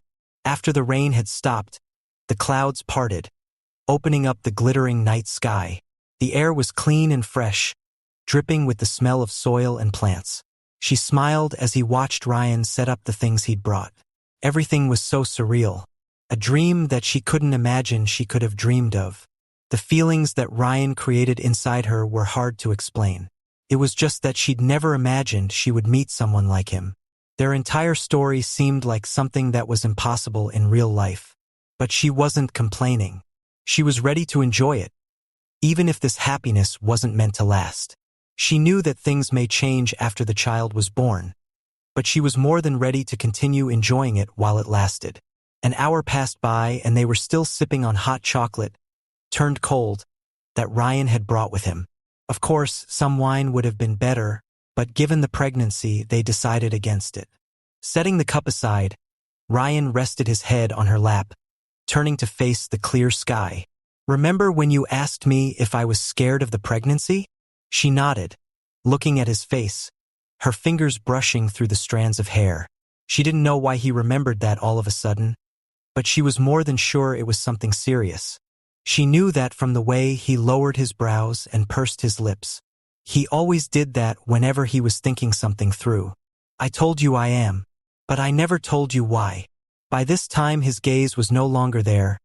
It was obvious he had surrendered to his thoughts completely, staring into the emptiness ahead. "When I was younger, my eye caught my father cheating. I was so young at that age, still considered him my hero, my idol. When I caught him, I expected him to justify himself, to feel sorry for what he'd done, and especially for doing it under the same roof as his child. But no, he didn't. Instead, he threatened me into not telling Mom. After that, he no longer hid his ugly side from me. Until then, it seems that he had put on a facade in front of me, only acting as his true self when around Mom. But after that, he showed me exactly who he was. A vicious womanizer who had no love except for himself. Years later, I told Mom to leave him, to put an end to her suffering. And she did. She initiated a divorce. We were ready to leave all the money and power behind just so we could be happy again. But a few days after the initiation, he was found dead due to an overdose. After his death, I inherited his fortune. And so, my mother and I came to reign the kingdom that brought my dad into the darkness. His eyes were damp by now, tears threatening to free themselves after years of silence. He felt good though, happy to finally find someone with who he could share the burden that had been set upon his shoulders. Not even his mom knew about that fear within. No one had ever bothered to ask about it. No one except Kayla. She had sincerely asked him about his feelings, actually worrying about how he felt. And he considered that to be a sign that she was truly the one that could relieve his soul from the silent agony he was feeling. He rose from her lap again, placing his weight on his elbow as he faced her. "I'm afraid that my child will have a father like I did. I'm utterly petrified that I will fail him the way my father failed me." He exhaled as he said that, feeling like the last chain had been broken, as if the last dagger that made him bleed from inside had been taken out. Kayla, on the other hand, was crying, touched by the purity of his confession. She felt the hair on her hands rise as she watched the man in front of her. "Ryan, no. You are nothing like that man. You are good and pure. I'm more than sure that you will take great care of this child. I love my baby, and I would never be able to hand it to someone if I had the slightest doubt that he would live a bad life. No, I wouldn't do that for all the money in the world. Not anymore." It was true. Handing over the baby was a sensitive subject to her.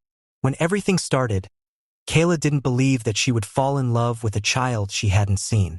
But the feelings of being a mother had been bizarre. They worked in ways no one understood. So now that she was a mother, she knew she would never give her child to a family that was unworthy. That was the least she could do for her child. Hand him. Ryan frowned, forgetting for a second the true nature of the relationship between them. For a fraction of a second, he'd forgotten he'd paid Kayla, that his mother had hired her. And that fragment of a second made him understand what he actually wanted. His hand went to cup her face, his eyes boring into hers. No, Kayla, you're not handing this baby to me. Frowning, Kayla opened her mouth and closed it again, obviously confused by what he was saying. What do you mean? Kayla, you make me feel things I never knew existed. I think about you when I'm at work, when I'm in bed, when I'm asleep. You make me crazy, question everything I ever knew. During that month when I buried myself in work, I realized just how much you mean to me. You were the first person to actually care about me, and not my money. To actually listen to what I have to say. Ryan smiled as he remembered where it had all started. As he remembered the first time she'd left him speechless. Remember that day when you forbade me from having my midnight alcoholic drink? They both laughed as they remembered, reliving that scene for a brief second. Well, that was the minute where it all started. That was where I realized you were different. My point is, I want us to try to be more Kayla. I want us to try and be actual parents to this child. And not just because I want my child to have a mother, but because I think I love her. Everything was silent around them now. She had no idea what to say. She felt the same. Ryan was the only man to ever manage to break through her walls. He'd been the only man to ever manage to make her risk things. And risking was her way of showing how much she cared. He made her feel special when the world around her was crumbling. He sat there when she had no one, holding her hand as she cried and kissing her lips when she least expected. Indeed, their relationship was weird. It started like no other relationship. She came to know him because she was desperate for money. Just like everyone in his life, she came to be by his side because he had the power to save her from the poverty that ate her mother and her alive. But they had both overcome that. They'd come to love and care for each other beyond their initial goals. I think I love you too. The words were simple, but they held a weight beyond anything imaginable. Without another thought, he gently kissed her lips and stood up, holding his hand so he could help her stand up. Come on. Let's head back to the hotel. As soon as she entered through the door, Kayla was left speechless. She could barely breathe as she walked over the rose petals and into the middle of the room, her eyes glistening under the warm rays of light emitted by the candles scattered around the room. She felt like crying when she saw the bouquet of roses on the bed. The roses were set beside 2 pairs of baby shoes, a blue and a pink pair. She went to touch them and smell the flowers, trying to remind herself she needed oxygen. The purpose of this trip was to thank you, Kayla. What for?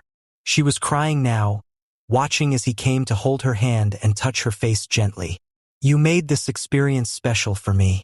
You truly made me feel like a father expecting the fruit of his love. How could he thank her when he was the one who made her feel special, when he was the one making her question everything? No, the man was too much. He was making her go insane, crazy with passion. No word could describe her feelings, so instead she kissed him roughly. Chapter 11. Kayla was still in a daze as she exited the hospitals through the huge glass doors. She was smiling, but her brain wasn't particularly there. In her mind, she was still in the doctor's office, hearing her child's heartbeat. Her daughter's heartbeat.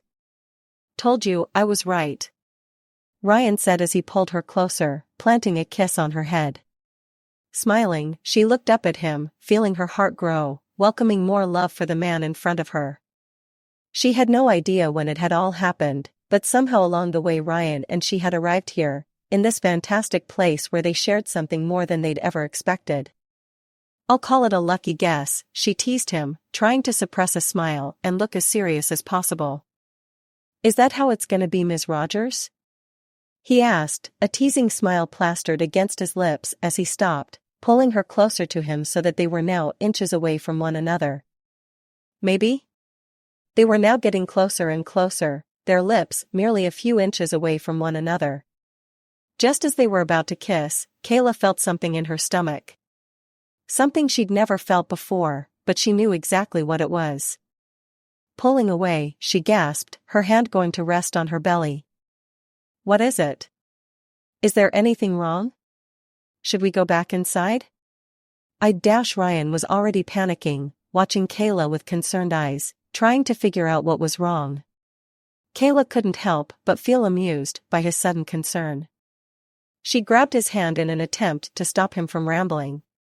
Smiling, she placed his hand on the exact same spot where she'd felt the baby's kick a few seconds ago, hoping that another would follow and that this time around Ryan would be able to feel it as well. "I'm fine. The baby is fine. I just felt her first kick." Kayla was radiant, and so was Ryan. Breathlessly he looked at her, and then at her baby bump, hoping he could feel something as well. And he did. Just seconds after her first kick came her second, and this time around he was there to feel it. The pressure he felt against his palm was light, gentle, and he could swear he could see her shirt lifting a bit. Ryan couldn't describe what he was feeling exactly, the emotions were too much to describe, but he was in bliss without a doubt. But their minute didn't last long, because as they were standing there, in the hospital's parking lot, Ryan's phone started ringing. The familiar ringtone filling the air around them, grabbing their attention and making them both groan. "Yes?" Ryan said, slightly annoyed as he pulled away from Kayla, his attention now focused on the phone. Kayla could tell it was something important by the way he frowned, nodding whenever the person on the other end of the line said something. Sighing, Ryan rubbed the bridge of his nose as he nodded. "Fine, I'll be there shortly." Tucking his phone back into his pocket, Ryan turned towards her. She already knew what he had to say, and although she felt slightly disappointed by his need to leave, she knew he had to at some point. During the last few days, Ryan had dedicated his time to her, spending each and every moment by her side, during and after their little trip.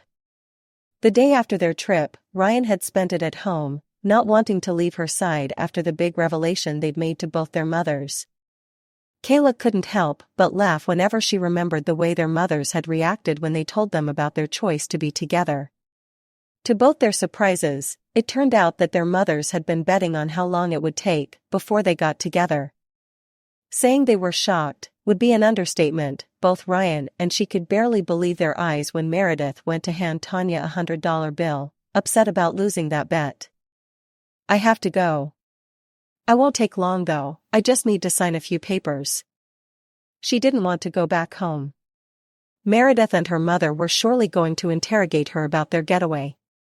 They'd tried doing so the day before, but Ryan had been there to save her. "Can I come with you? I'll wait for you, maybe we could go back home together?" "You are afraid of our mothers, aren't you?" he questioned her with a sly smile, looking at her with an amused expression.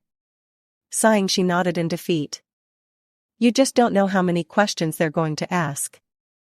I mean, our mothers alone are annoying, but together, they are indescribable," she exclaimed, making Ryan laugh. He looked at her with a bemused glance. "Come on. We can go grab dinner after." Walking back into that building, Kayla had a weird feeling of déjà vu. The sound of her steps as she walked on the marble floor of the reception brought back memories she was better off forgetting. She couldn't help but recall that awful day of her interview. How funny it was. She had been there 4 months ago, seeking a job, and now, she was pregnant with and dating the very owner of the company. Indeed, life was funny, but she didn't mind it. All those moments, and all those painful events led her to where she was now. And she couldn't be happier. "You know, you never told me why you got turned down at your interview?" "Not that I mind, I like you much more by my side," he cheekily said as he held her hand, leading her to the elevators at the other end of the room. Thinking back to that day, Kayla contemplated telling Ryan the truth. She knew that telling him would mean bringing him trouble. He was going to pick a fight with that horrible man without a doubt, and she knew that she wouldn't be able to forgive herself if he were to get in trouble for it. Smiling, she looked at him, knowing that one day she would have to open up about what had happened that day, but she hoped that when she did, they would be in a much more private environment, where she could try and tame his temper. It's a long and unpleasant story. But hey, it's a nice day, let's save the story for some other time. Ryan raised a brow, obviously curious as to what that unpleasant thing was. Smiling, he finally sighed and nodded, deciding to drop it for now. As you say.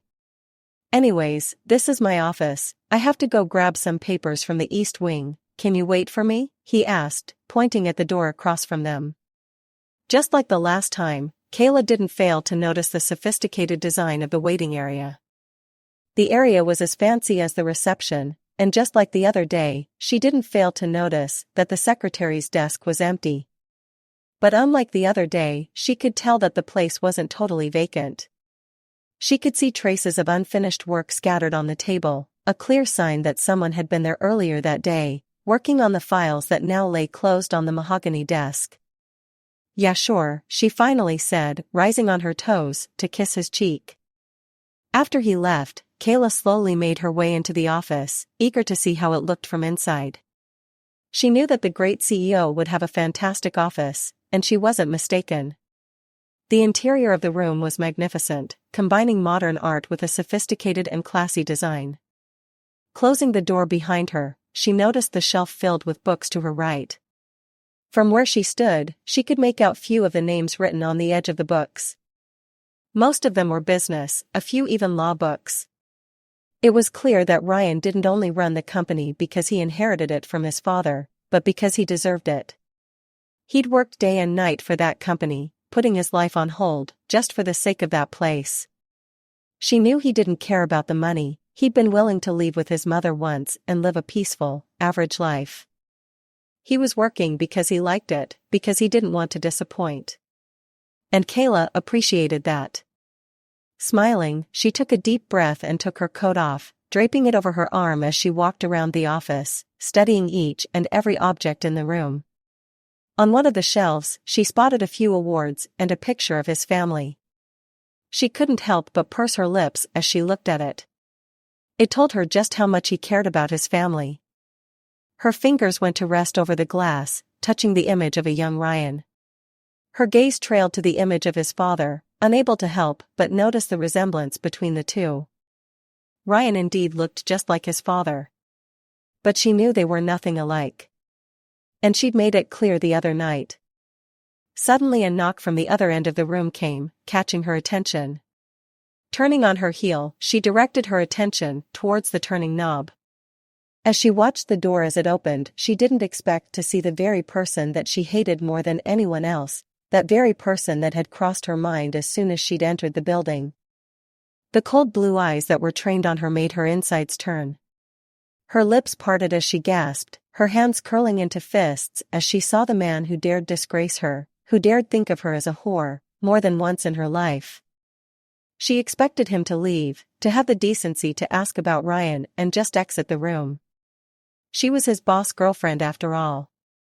If shame wouldn't keep him away, fear and respect for those above him probably would. But no, there was no such thing from an animal like him. As soon as he saw her inside that room, alone, his lips curled in a sly smile while his eyes dared devour her once again. Well, look who's here. Couldn't stay away from me for too long now, could you? Kayla couldn't believe her ears, the shameful words that left his mouth felt like slime. With a surprised gaze, she watched as he closed the door behind him, daring to come closer to her when all she did was look at him with utter hatred. Ryan's not here. You're welcome to leave.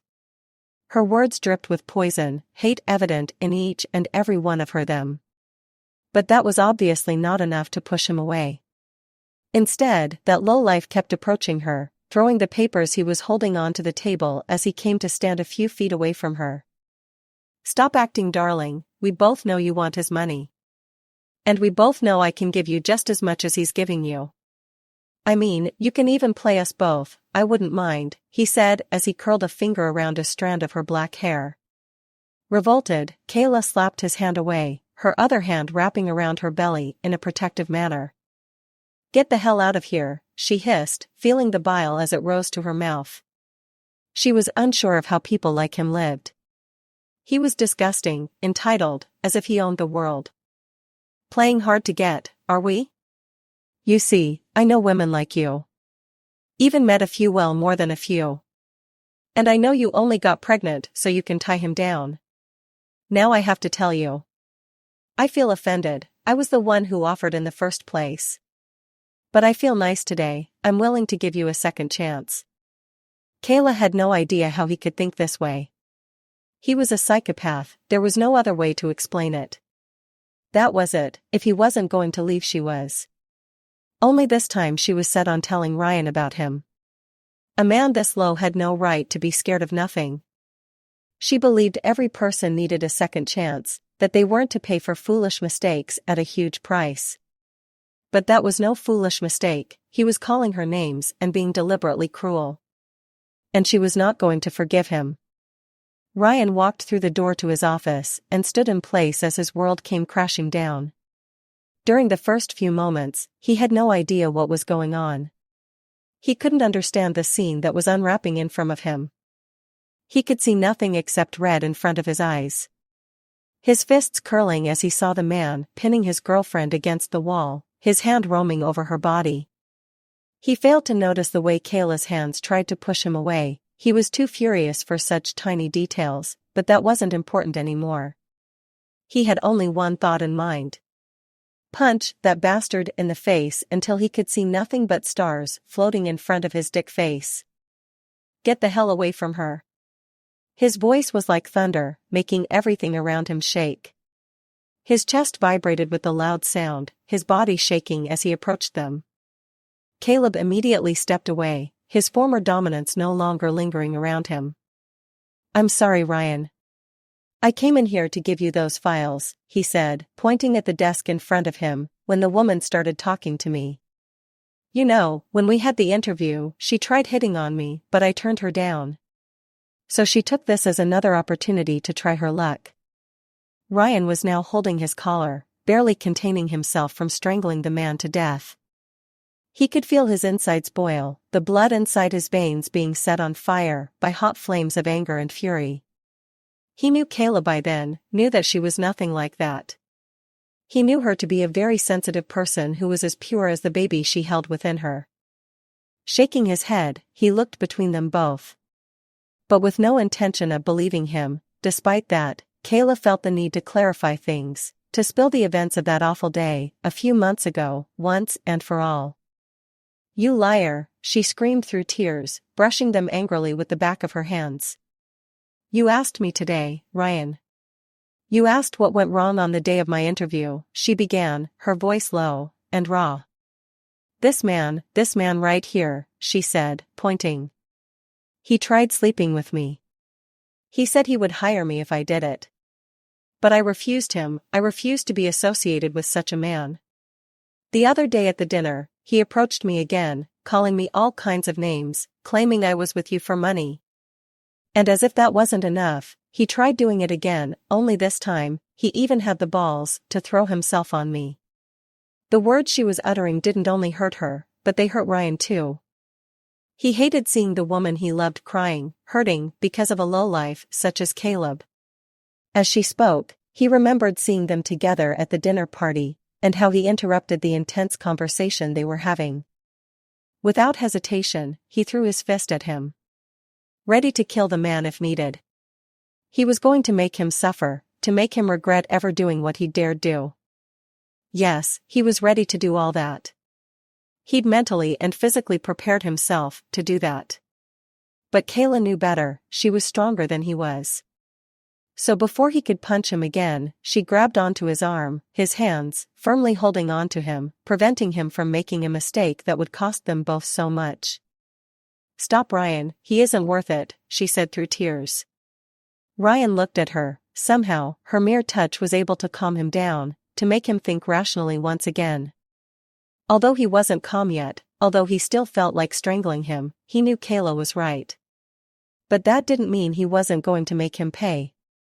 Stepping aside, he pulled the phone out of his pocket, already dialing the police. Kayla was unsure when the time passed, but somehow she found herself standing outside the building, wrapped in Ryan's arms, her eyes now dry but staring into the darkness around them. She wasn't randomly staring though, she looked with a blank gaze at the man who was now being shoved into a police car. She didn't know how to feel about it, she was too numb to think about anything. But she was somehow happy. She found it within herself to enjoy the man getting what he deserved. People like him that didn't deserve to be as blessed as he was. And she was happy that he was going to get punished for what he'd done. She knew he wouldn't get much of a punishment. But that didn't matter, she only cared that he was going to understand that he couldn't rule the world. That having money didn't mean he could call himself a god. Let's go home.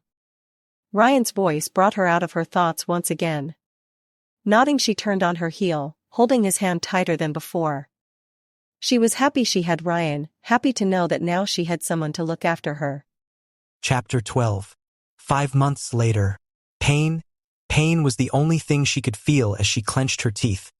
A tear rolling down her cheek as she waited for the wave of pain to retreat. She'd gotten used to it now but was growing utterly tired of it. She could feel her body as it begged for a moment of relaxation, exhausted and tired of the pressure exerted on it. From the corner of her eyes, she could see Ryan, his hand firmly holding onto her as he encouraged her silently. She could see how sorry he was feeling, clearly wanting to do something to ease the pain. But what was he to do? This was one of those battles Kayla had to fight on her own. She screamed as another contraction came her way, washing over her lower body. She could feel every muscle of her belly as it contracted, flexing as it prepared for the delivery. She was unsure of how long this was going to last, but she could feel it coming to an end. She could tell from the pressure she could feel between her legs, the feeling stronger than before. Beyond the pain and exhaustion, she could still feel the adrenaline and excitement. Those feelings were mute, silenced by the pain of delivery, but they were still there. In the bottom of her heart, those feelings filled her, being the light that reminded her of the beautiful thing that she was to feel by the end of the day. 9 months had passed, but they hadn't been enough to prepare her for this moment. Even more, when she knew that she no longer had to leave her child, that she no longer had to take an envelope full of money in an envelope. With that thought still in mind, she pushed one more time, holding tightly onto Ryan's hand as she pushed, trying hard to keep her legs parted. And that had been the final push. After another wave of pain and a tremor that shook through her entire body. A cry. A single cry was all it took for her heart to melt and for tears to blur her vision. The cries of her baby immediately reached her ears as the nurses rushed to aid the doctor. A tired laugh escaped her lips as she turned her head to look at Ryan. Ryan, on the other hand, wasn't looking at her, although his hand still held onto hers. His gaze was stolen by the beautiful soul that was now being checked by the doctor. She could see traces of tears that had fallen down his cheeks, a smile painted on his lips. Indeed, they were both overwhelmed with emotion. The baby in front of them was the sign of everything they'd both gone through, of the love that they'd both found in unexpected ways. Congratulations. You have a healthy daughter. Those words were enough to make her cry, her arms reaching for her baby, feeling like the nurse took ages to put her in her arms. Kayla would never forget that moment, the moment when she first felt her baby's warm skin on hers, how her small hand touched her neck, as if in a hug. That was the moment when she truly understood why a mother would give her life for her child. It was when she understood why mothers were so scared and why they held the unconditional love they had for their children. She smiled and looked at Ryan as he rested his head on hers, while gently brushing a thumb against their daughter's face. "Hey, Emily. I'm your daddy." His words warmed Kayla's heart. She didn't know how she'd managed to steal his heart, but she was glad she had. Ryan was a man like no other. His heart was pure and loving. He loved truly and honestly, and never failed to show it. And Kayla was grateful for that, even questioned if she deserved it at all. A few hours later, they were in the hospital room. Their mothers had just left. Of course, they didn't leave on their own. Ryan and Kayla had barely convinced them to return home under the pretext that they were both tired. In fact, they wanted time alone, wanted to have some time to truly enjoy the fascinating emotions that washed over them whenever they looked at their daughter. Beside her, Ryan sat on the edge of the bed, careful not to disturb Kayla. Not that she would be bothered at all. Sitting there, he watched his girls. He didn't know how he came to be there. The entire journey had been like no other, unexpected and filled with surprises. Whenever he thought of the way he came to meet this wonderful human he now loved, he understood that there was truly a divine being, someone who played with their fates and made them question everything they ever knew. He had no other way to explain it all. Thinking back, Ryan realized that if they were to stick to their original plan, Kayla would have left their lives as soon as they left the hospital. He came to realize that if he hadn't manned up and finally confessed to his feeling, he would have been forced to watch that amazing human leave his side, probably never to cross his path again. Indeed, he was glad that wasn't meant to happen now. He couldn't imagine his life without Kayla anymore, without their daughter. Ryan still wasn't used to the idea that he was now a father. It was all too surreal. He was facing his worst fear, but he was ready to prove himself wrong. He was even ready to forgive his father, prove him wrong, and show him how fatherhood was supposed to work. Indeed, seeing his two favorite girls cuddle, he realized that he was ready to let go of the past and every other experience that threatened to pull him down. And for that, he had Kayla to thank. She was like an angel sent into his life. She came exactly when he'd needed her most. He was more than sure that if his mother had chosen another girl for the job, then he would have truly lost himself to his fears. He wouldn't have been able to fully embrace the joy he was now feeling, and that would have been a true loss. The woman with the hazel eyes and black hair managed to wrap him around her finger. With a smile and a single glance, she'd stolen his heart and settled down in his life, and he couldn't be happier. He'd always felt like he was searching for something, like what he was doing wasn't exactly what he wanted from life, and it had all ended when Kayla came into his life. For that, he knew he should thank her, and not with a mere kiss or a tender hug. No, he had to think of something that would show her just how much he loved her. And he knew exactly what he had to do. But until then, he wanted to enjoy his time with his daughter and girlfriend. So he stood up and went to stand by her head. "Can I hold her?" He wasn't asking for permission, but was rather a bit scared of holding her. Emily was so small, so petite, and he was afraid that he would somehow harm her. Kayla knew that, so she smiled at him as a sign of encouragement and handed her to him. "She looks like you," Ryan pointed out as he studied her face tenderly. "And how did you figure that out?" Kayla asked, raising a brow. "She's frowning. It seems like she's angry, just as you always are. She'll probably be stubborn too. Imagine the agony I'll go through." Kayla tried to look mad and glare at him, although she was truly fighting a wide grin from spreading on her lips.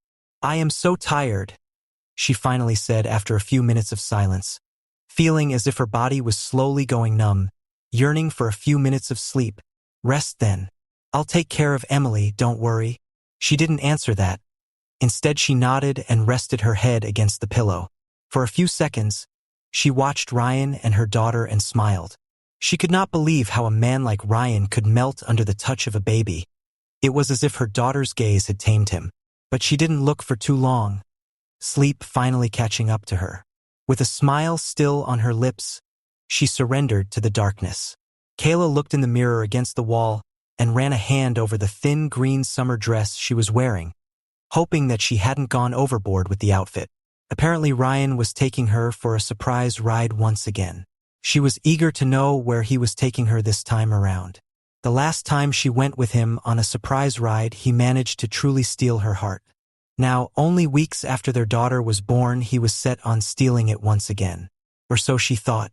As she contemplated where he was taking her, a knock on the door stole her attention. Seconds later, her mother entered, Emily wide awake in her arms. Kayla smiled and walked towards them, kissing her mother on the cheek and reaching for her daughter. "Well, hello there, darling. I see Grandma has already dressed you," she said, smiling at her little daughter as she held onto her, smelling her sweet smell and kissing her cheek. It was then that she noticed that Emily was wearing a different dress. Her mother had changed her into a white puffy dress. She loved that dress. Meredith had bought it for them the day Emily was born. Of course, Kayla had saved it for a special occasion, but it seemed like her mother believed it was time the dress saw daylight. And she was right. By the time anything special happened, Emily would have outgrown the dress.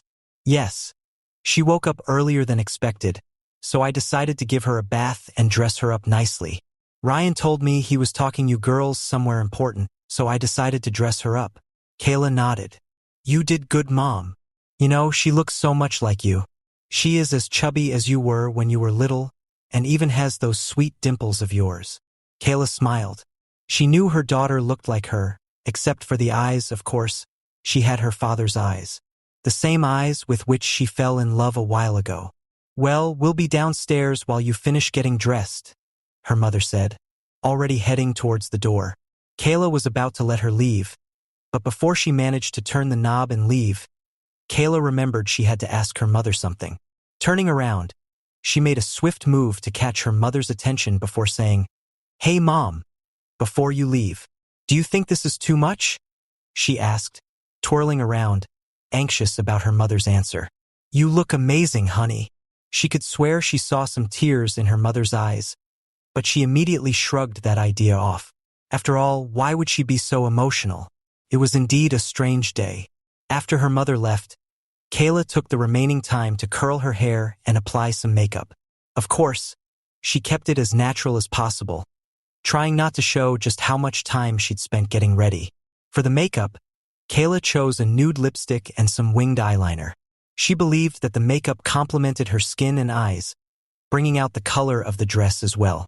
Or so she hoped. Time passed by in a blur, and before she knew it, her phone started ringing, the familiar ringtone echoing around her. Are you ready? Her boyfriend's familiar voice asked from the other end of the line as soon as she answered, making butterflies rush through her stomach. Even after all this time, she still hadn't gotten used to the idea that Ryan was now officially hers.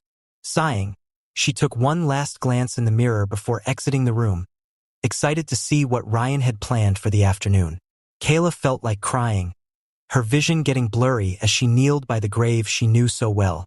Her hands went to touch the tombstone that held her father's name, caressing the words that curved his name. Her heart clenched as she thought about her father. She felt like screaming when she thought that his body was all alone beneath her. At first, after his death, she was so sure he was still alive, afraid that he was alone and scared in the grave. They were moments of pure insanity, but they had all been caused by grief. But now, years later, she knew that wasn't the case. Her father was happy wherever he was. He was at peace, especially now that he knew his wife and daughter were living a decent life. He wondered if he was mad at what she did, at accepting the surrogate mother thing. She knew that if he were alive, he would have been mad. But now she was the true mother of her child, and she loved Emily's father, so was that the case anymore? No, Kayla doubted that. Her father's rage surely would have worn off after seeing how good Ryan treated her, after seeing their love.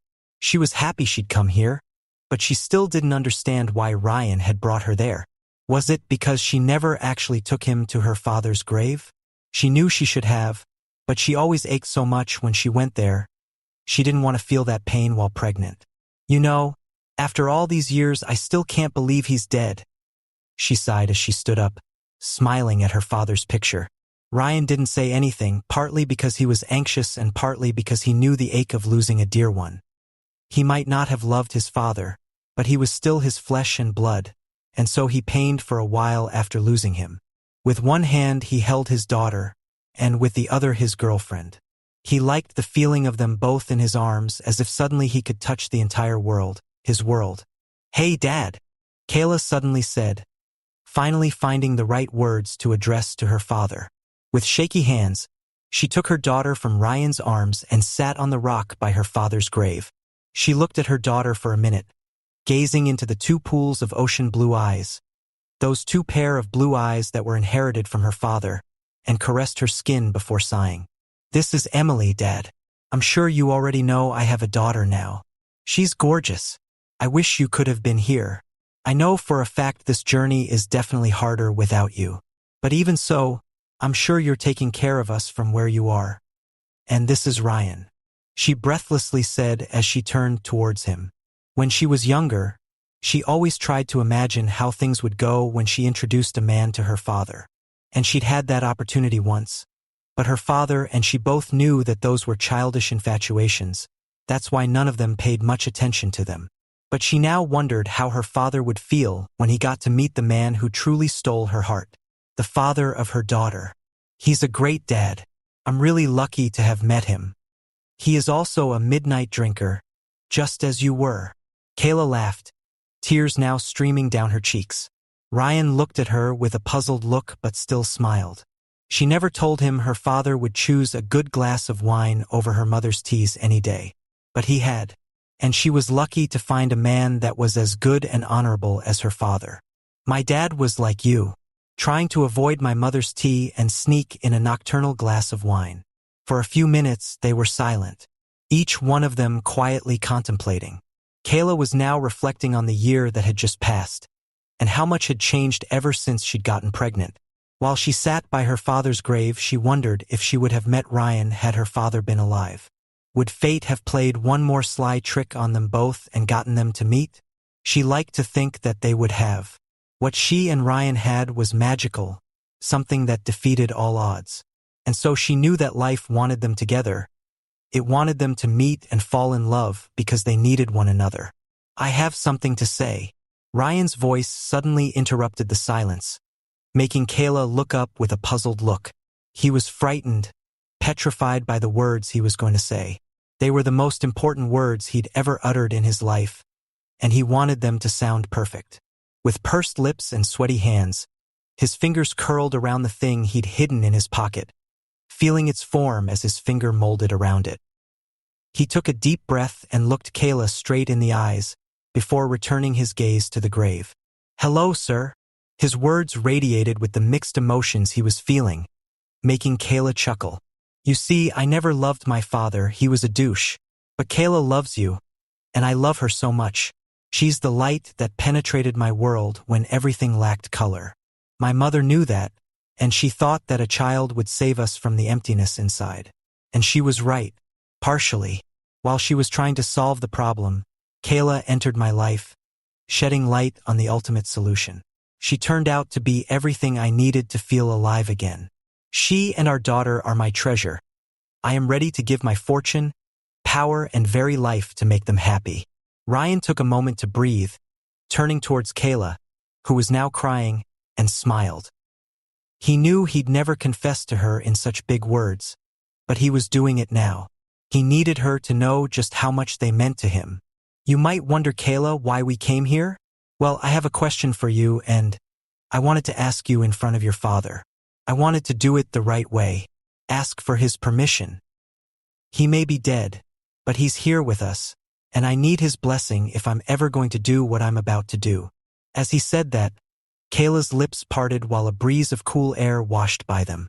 She knew her father was watching them, but she was more concerned with what Ryan was saying.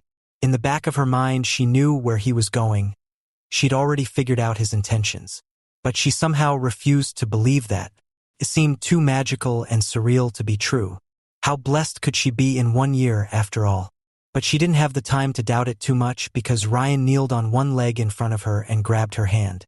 He looked at his daughter for a second, then back at Kayla, their gaze intertwining like they had had so many times before. "Kayla Rogers, I love you like I never thought I was able to love.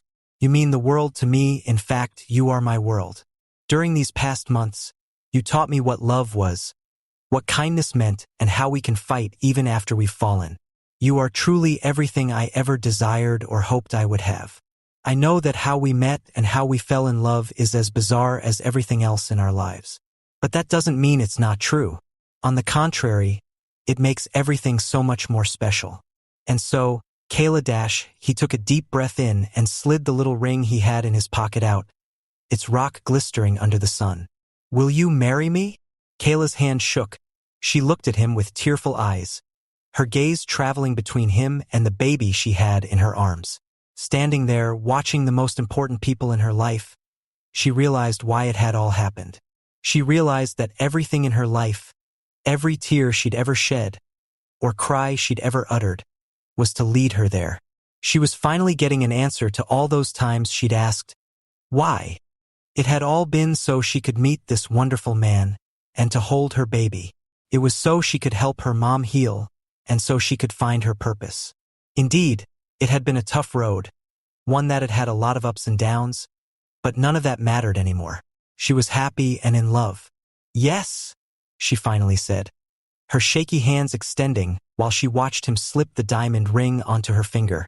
At that exact moment, her daughter laughed while she moved to kiss Ryan, the father of her daughter and her future husband. The end. If you want more BWWM romances like this, please, my love, be sure to subscribe to the Romancely YouTube channel. I look forward to spending more time with you. Subscribe and let's make it happen.